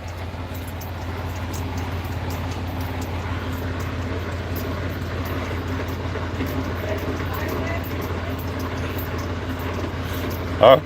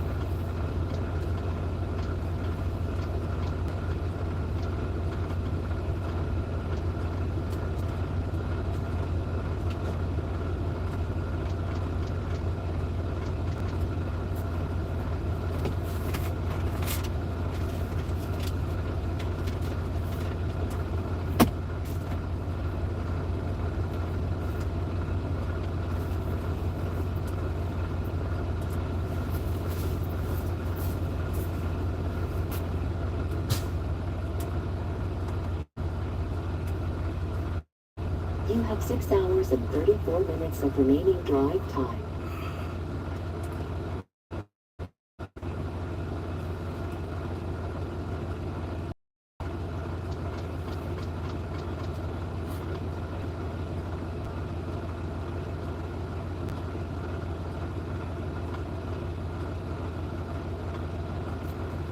Hey, girlie. I'm calling in from a live load call. And look, you was on it too because as I was typing to add to the to my miles for having to go to Brooks the thing, I was like, please find me a load after this local load. And literally as I was typing that, you said over another load. I said, all right.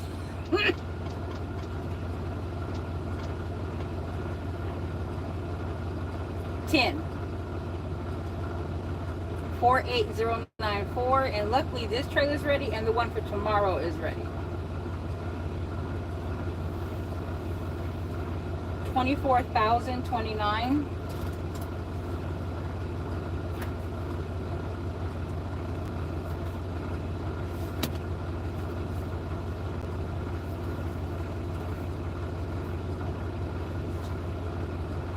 One 550-339.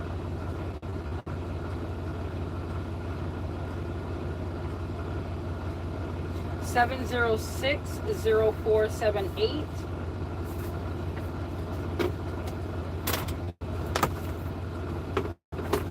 Yes, ma'am.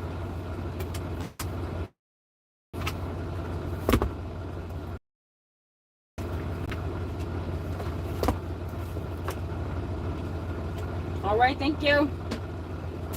All right, bye.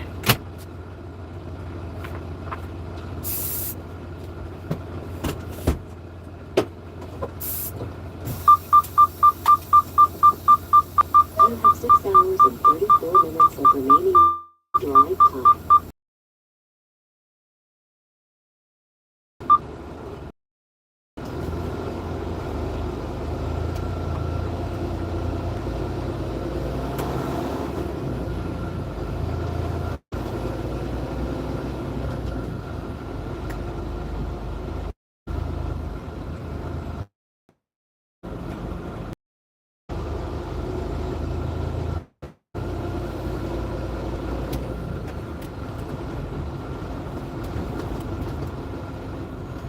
Oh, there's a load lock over there. I know that's busted. I was like, oh, Daddy, we can snatch a load lock. Nope, that's busted.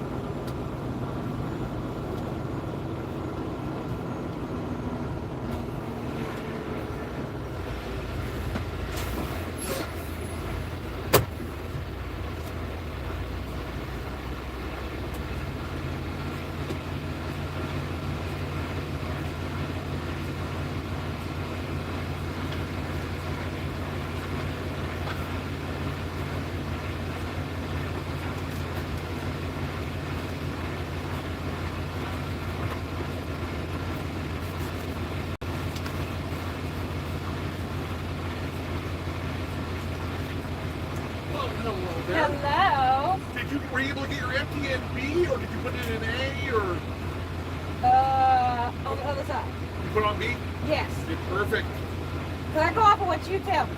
I know. He didn't tell me what to do. I know that he doesn't do a lot of things. I'm watching. He don't. It ain't beyond me. You got to see what everyone else is doing, including your partners.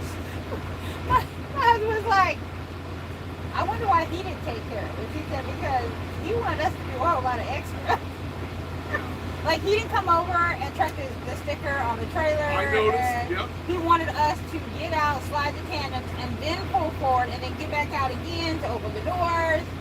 Yeah, I have some thoughts on that. Like I told you, it would have been easier, you know what I'm saying, to walk back there with me, which you normally do. You walk back there, I slide it, he pulls it so I can slide the tandems, you check the inside, and then we're good. Sees your husband out there walking. I'm just like... It is what it is. We missed you. This is why, a lot of companies regret hiring Gen Z. Right. You gotta be hungry, otherwise, and you gotta get slapped around a bit before you're like, hey, if I want to eat, I better be on my game. Right.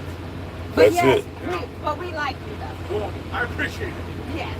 You have a system, we have a system, we get in, we get out, we get it done. I don't think he understands just how put together you guys already are. Like, listen. No, not everybody does. We're like, no thinking involved, my friend. They're already ready before they get here. Yep. Have a good night. You too. All right, yeah, we'll be back tomorrow, but you probably won't be here in the morning. Oh, yeah, hopefully I won't be. All right. Have a good night, guys. You too, thank you. Love him.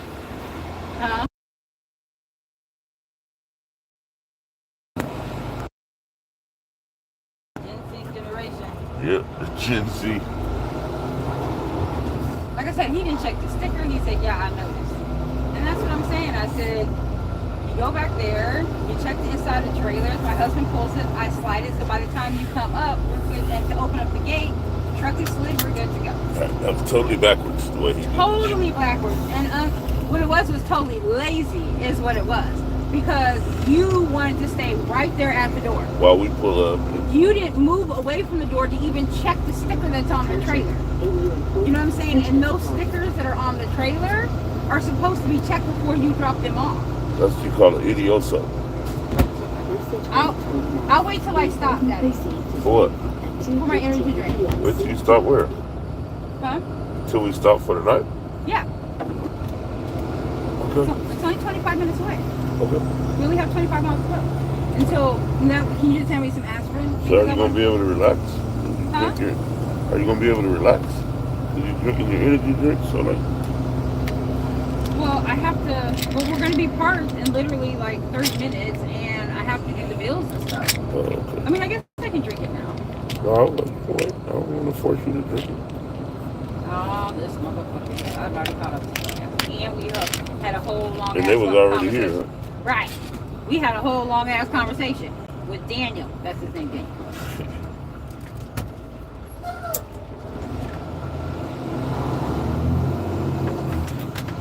I love that he said he don't know that you guys are already put together well Right. before you even pull up. There's no thinking involved. Right.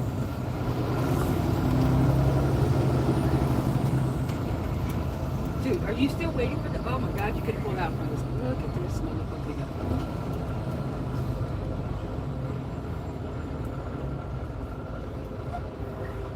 You don't even have your lock on this. Don't leave it unattended. You heading down south. Don't leave it unattended.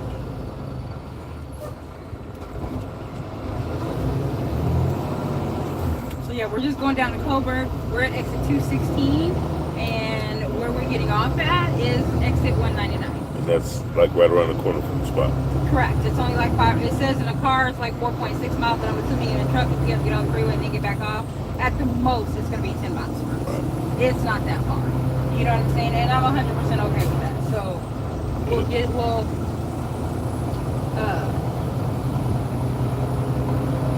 up at 5:30, be ready, and leave by 6:30, and then drive in 15 minutes to get there. We'll get a little bit early.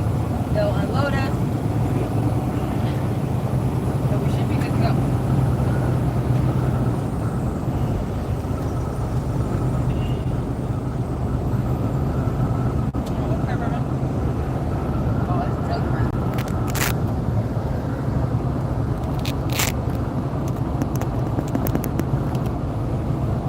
in the morning, 25 miles here. 30 miles right here. It's under an hour to get here. Drop this trailer, pick up the other one, head out.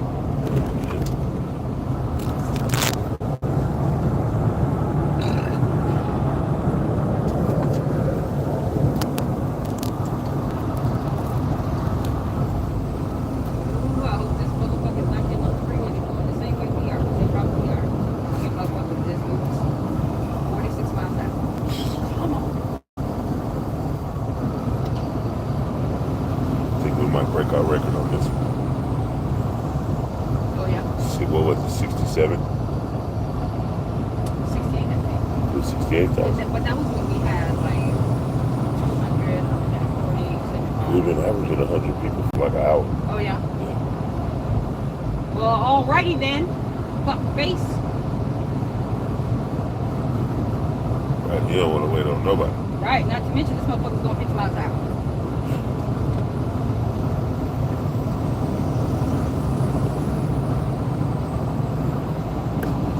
Guys ain't got a worry in the world. Right, they ain't got no friends, no nothing. They just hanging out. What the hell?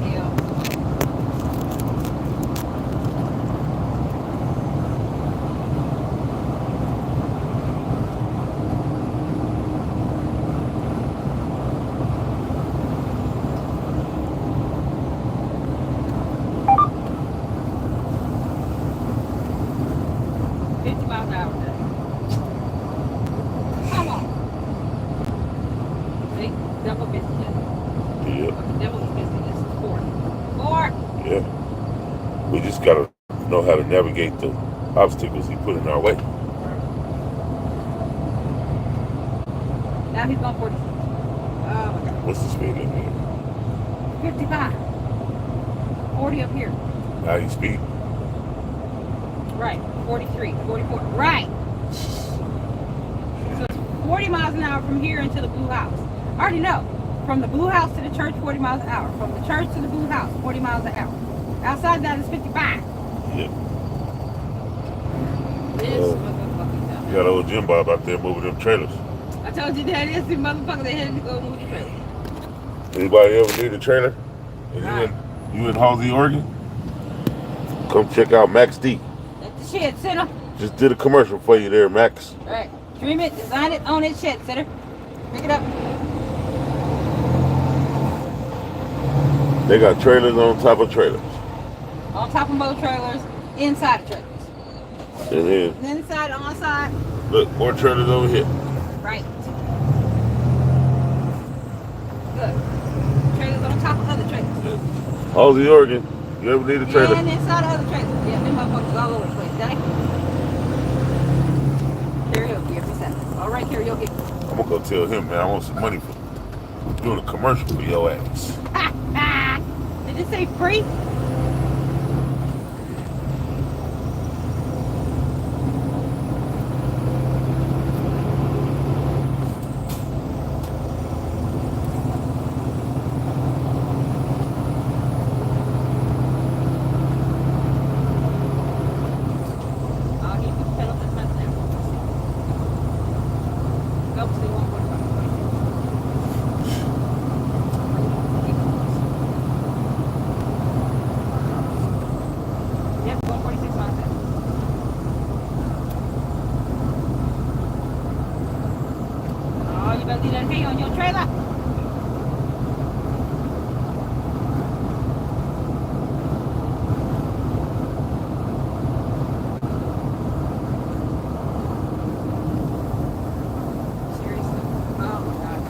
Slow down.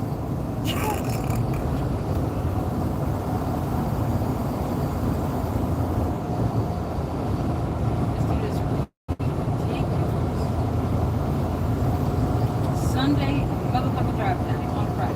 Yeah. What you got your brakes on for? What's your braking five?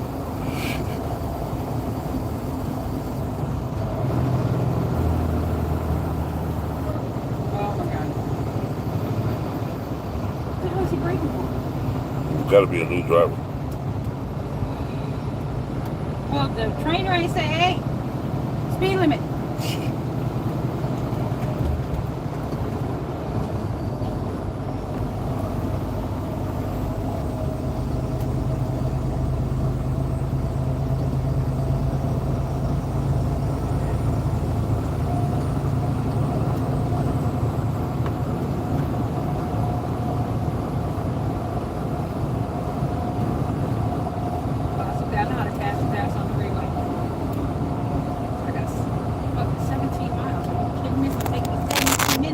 just to go 2 miles, buddy.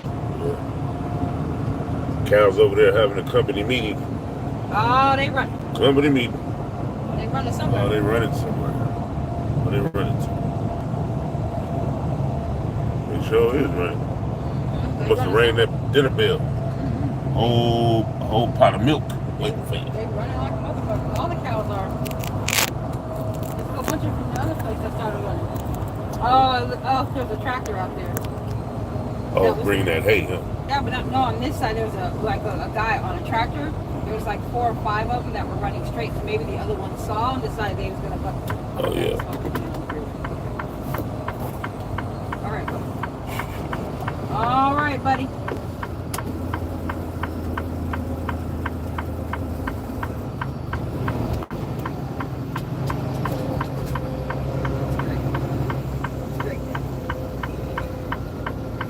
Unfortunately. Don't worry about me, Daddy.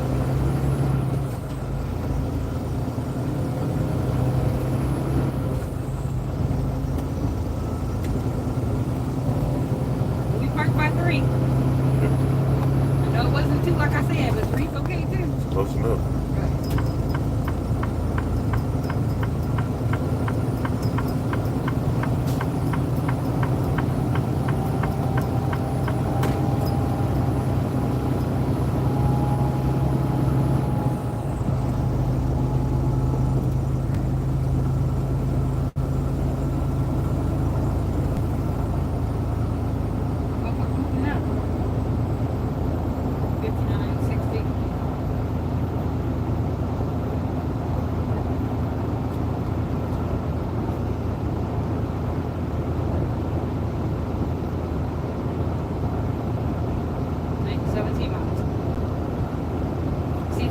To Eugene, it's 8 miles, so yeah, it'll take us like 15 minutes in the morning. Having to go the truck way, it's not that big of a deal. Easy Easy, Daddy. Yeah, after we drop that off, we gotta go back to Halsey. You tell him we'll be back as soon as Yep, in the morning. Because our load, it's a live unload at 7 o'clock in the morning. So as soon as we're done being unloaded, then we drive back up here. pick up another load. Pick up our other trailer, which is ready. And then call it in. Somebody will be taking over. Hopefully it won't be too busy in the morning. And then we pick it up and head back this way. There you go. Now you speed up.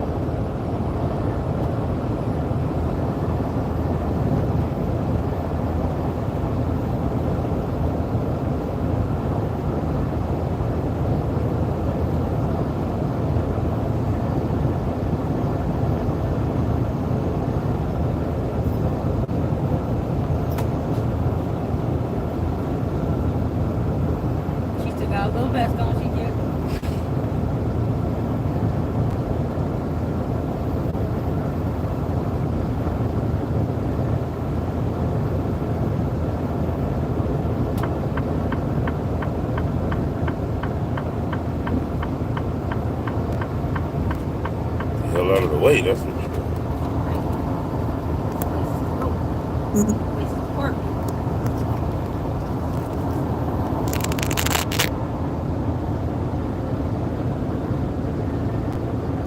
Yes, so they held up the whole shit down.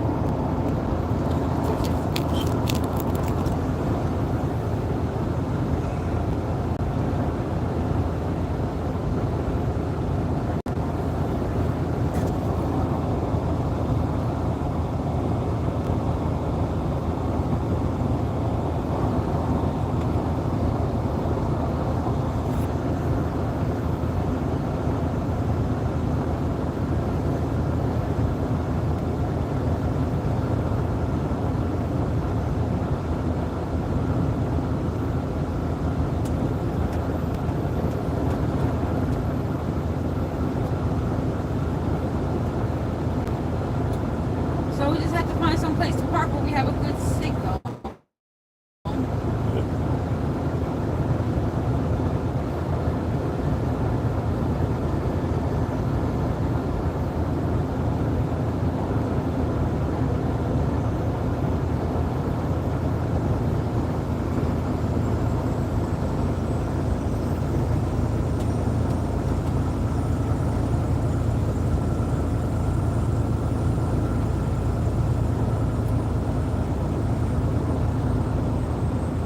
That pony.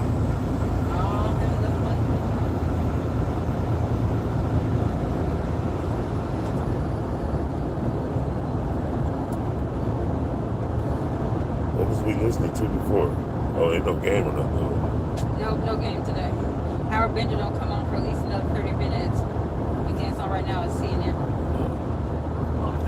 The president was open to reforming the immigration system, including allowing more pathways for like agricultural workers and things like that as part of a broader package. And so if you can work with Congress, we can come to some sort of an agreement. Again, I don't speak for him or his administration, but I think he's shown a willingness to say, let's get the problem of the criminals, those ordered, gone, let's seal the border, secure the border, and then let's talk about what we need to do to protect the economy and those people who are actually contributing. I think it's potentially an economic and humanitarian calamity that we never really got the details, and we really asked for the details about it. So how this unfolds. We asked for the details. That was one of my questions at the debate there. In June 27th, he just didn't give them. I don't even know the name of them. People, let me just say it this way, voters didn't seem to really care about the details. They seemed fine. So you know what? You're going to get the government that you just voted for. All right. Well, that's what this country's founded on. Carrying on. Appreciate it. Why is Elon Musk joining the phone call between President-elect Trump and a world leader? What are they talking about? That's next. So you don't eat all them salads. Yeah. Search Kings announces Call Intelligence, the most important development in the history of Google advertising. Think of Call Intelligence as MRI technology for your business that sees clearly what aspects of your marketing are working. It evaluates, summarizes, and scores the profit potential of every incoming call, and actually trains Google to give you better leads. With Call Intelligence, you can stop guessing so you can plan and spend smarter. You want to stand out where your customers are online? Switch to Search Kings. When it comes to my lifestyle and diet, I don't always make the smartest choices. Touchdown! Hey, I got another round of smart chips. But when it comes to taking care of my liver, I do make one very smart choice. Active liver tablets from New Nordic. I used to have real issues with my liver, and at my last checkup, my doc was concerned about my numbers. But since adding a once-a-day active liver tablet, my gut's better, I feel great, and my doctor's happy. I ask a lot of my liver, so the least I can do to say thanks is a daily dose of Active Liver. Active Liver is one of many award-winning health products from New Nordic, the #1 supplier of dietary supplements in Scandinavia. Purchase at Amazon.com or for a volume discount, visit NewNordicUSA.com. Available as a tablet or delicious sugar-free gummy. Protect and help your liver the easy and effective way. Active Liver at Amazon or NewNordicUSA.com. Just hearing the word IRS can make people break out in a cold sweat. No one wants to deal with the IRS, and now you don't have to. The good news is Legal Tax Defense has been successfully negotiating with the IRS for more than 15 years. It doesn't matter how much you owe, whether it's $5,000 or $5 million. You deserve the best in the business on your side, and that is Legal Tax Defense. Even if you're working with someone else, just want a second opinion, there is no cost or obligation to call. They can prevent levies, liens, wage garnishments, even file back tax returns. And the best news about Legal Tax Defense is they won't take your case unless they know they will reduce or eliminate your tax debt. Call Legal Tax Defense right now for a free no-risk consultation. 800-252-6815. 800-252-6815. You have nothing to lose, but everything to gain. 800-252-6815. I'll try that chicken Big Mac. In a crisis, your #1 need is food. FEMA and Red Cross both say that having a backup supply of food on hand is essential in a crisis. We see new disasters every night on TV, yet many Americans don't have enough food to outlast a real crisis. Now's the time to stock up. Right now, You can get 2 free 1-week survival food kits at freefood123.com. That's right. When you buy a single 1-week survival food kit, you'll get 2 more absolutely free. No goodbye codes. It's as easy as 1, 2, 3. Just go to freefood123.com to claim your free survival food. These are delicious, flavorful survival meals designed to last 25 years. But you have to hurry. This limited time deal will not be back for a while. Head over to freefood123.com now to claim your 2 free survival food kits. Sirius XM Radio. Oh, yeah. Yeah, no. Did you do that last time? Yep.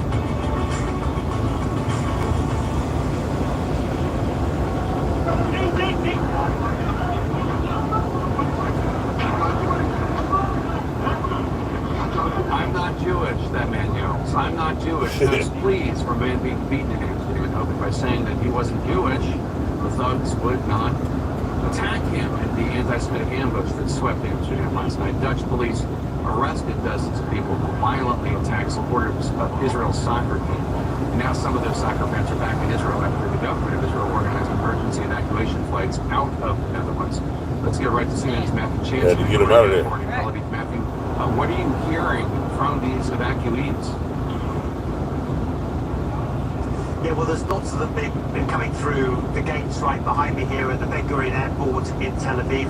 In fact, there have been 5 evacuation flights, according to airport officials here, that have come from Amsterdam, bringing Maccabi Tel Aviv soccer supporters back home after their ordeal.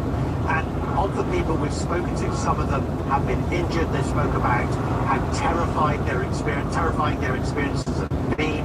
They talked about how after the match had ended, there were gangs of people waiting for them, attacking them, shouting at them, asking them to show them their passports to check whether they were Israeli, and then attacking them. I spoke to one of those people earlier.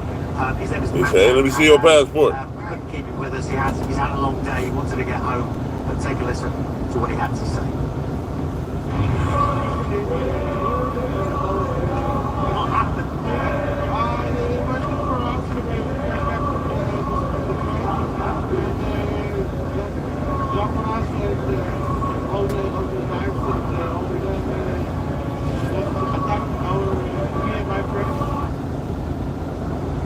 Well, Jake, obviously all those people that have been coming back relieved to be back in Israel where it's relatively safe, they think.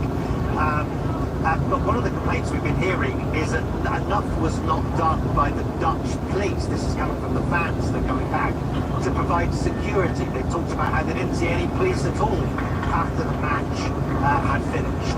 And that's something that tallies with what Israeli officials are telling me privately, that they don't think enough was done by the Dutch authorities to ensure the security of these fans. And Israeli officials are now saying that they are reviewing the security situation for all future Israeli sporting fixtures to make sure this kind of, attack, this kind of targeting doesn't happen in the future. Jacob. Certainly puts in under a new light when people who don't think Israel should exist tell Israelis to go back to Europe. Certainly puts that slur in a new light. Matthew Chance and Melody, thanks so much. So breaking news now in our world lead. The United States has asked Qatar to kick the terrorist group Hamas out of its country, and Qatar has agreed. Let's go to CNN's MJ. What's Qatar? What's that? Why did the Biden administration request this? What happens now? Yeah, this is a pretty significant development in the Middle East. The U.S. in recent weeks asking the country of Qatar to kick the terror group Hamas out of its country. Qatar has accepted and agreed to do so and given Hamas notice in recent days. This is according to U.S. and Qatari sources. All of this, again, has taken place in the last few weeks, but we are told by our sources that the final impetus for the U.S. making this request of Qatar included the death of American-Israeli hostage Kirsch Goldberg Poland. as well as Hamas recently rejecting yet another ceasefire and hostage release deal in the Israel-Hamas war.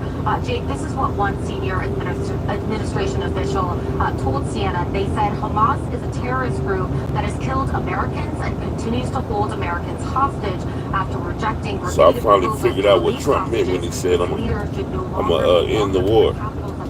He gonna kick that motherfucker off. Just some important context here. Obviously, we know that there are senior leaders. I think he's gonna kick off the war, which generates more money. Every time a war is started or a war is going on, it generates more money for everybody. I know what the point about it was that he said that he'd be able to stop it in 24 hours, so we're going to find out.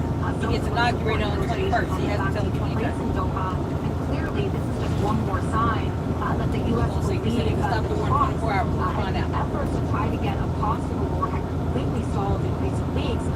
We are told that when and exactly how quickly Hamas members would be ejected from Qatar, that's not entirely clear. And then, of course, the question of where would they actually go. One expected country might be Turkey, according to sources, but that's not an outcome that the U.S. is likely to approve of for all of the same reasons that we just talked about. Now, all of this, I should just emphasize, did take place before this week's U.S. presidential election. And, of course, a huge question now for the incoming Trump White House is whether this Israel-Hamas war is still going to be ongoing by the time Donald Trump is sworn back in on January 20th. All right, MJ Lee at the White House for us. Thank you so much. Calls between world leaders and incoming presidents are standard fare, but perhaps not so standard. A billionaire tech mogul hopping on the line too. Source tells CNN that Elon Musk joined President-elect Trump's call with Ukrainian President Volodymyr Zelensky this week. A story first broken by CNN contributor and Axios reporter Barack Rabin. CNN's Nick Robertson is in CNN's London bureau right now. And if these three men haven't exactly seen eye to eye during Russia's more than 2-year onslaught on Ukraine, tell us more. Yeah, well, we don't know exactly what was said in that conversation, but we can easily imagine what President Zelensky would have felt having Elon Musk join him on that call. Look, Elon Musk, his SpaceX company owns and runs the satellite communication system Starlink.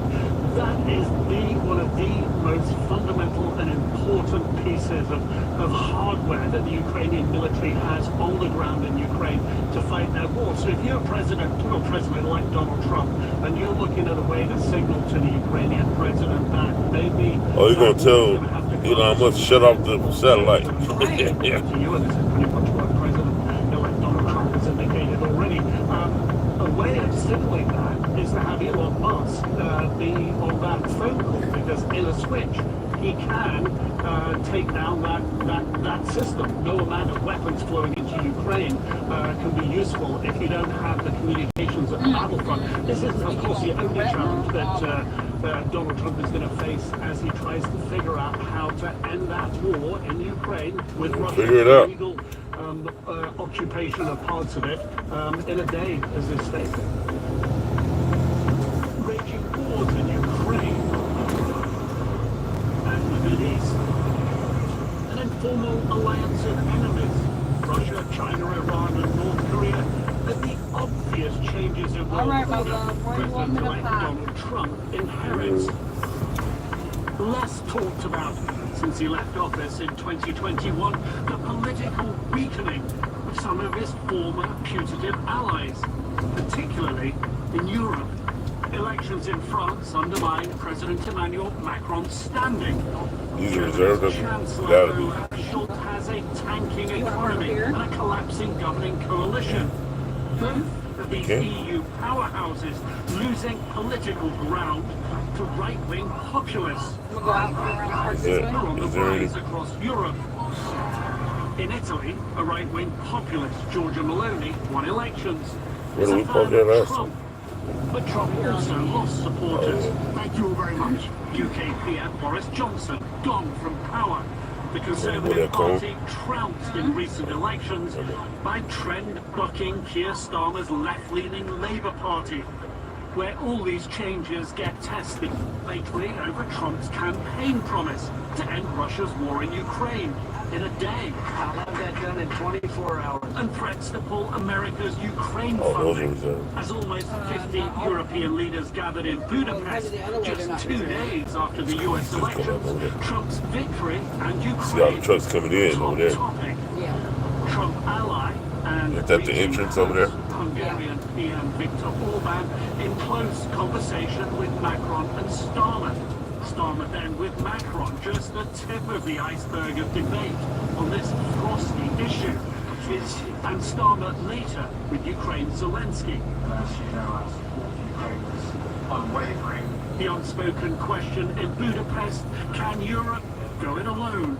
We should be very clear on this. Whichever one of these. European security is not something that we outsource to someone else, for example, to the United States. Yep. Macron said the same thing, but already clear the opening pitch to Trump. We need you. We are open to discuss with the United States on how we can work better together. And at the sharp end of Europe's cell, NATO's new chief. That's where trucks come in. Another change for Trump. I look forward to sit down with Donald Trump to discuss how we can face the threats collectively. It's a bold gambit, but read through it. Europe isn't ready to stand up to Putin alone. So how's it actually going to sound when Martin's in a room?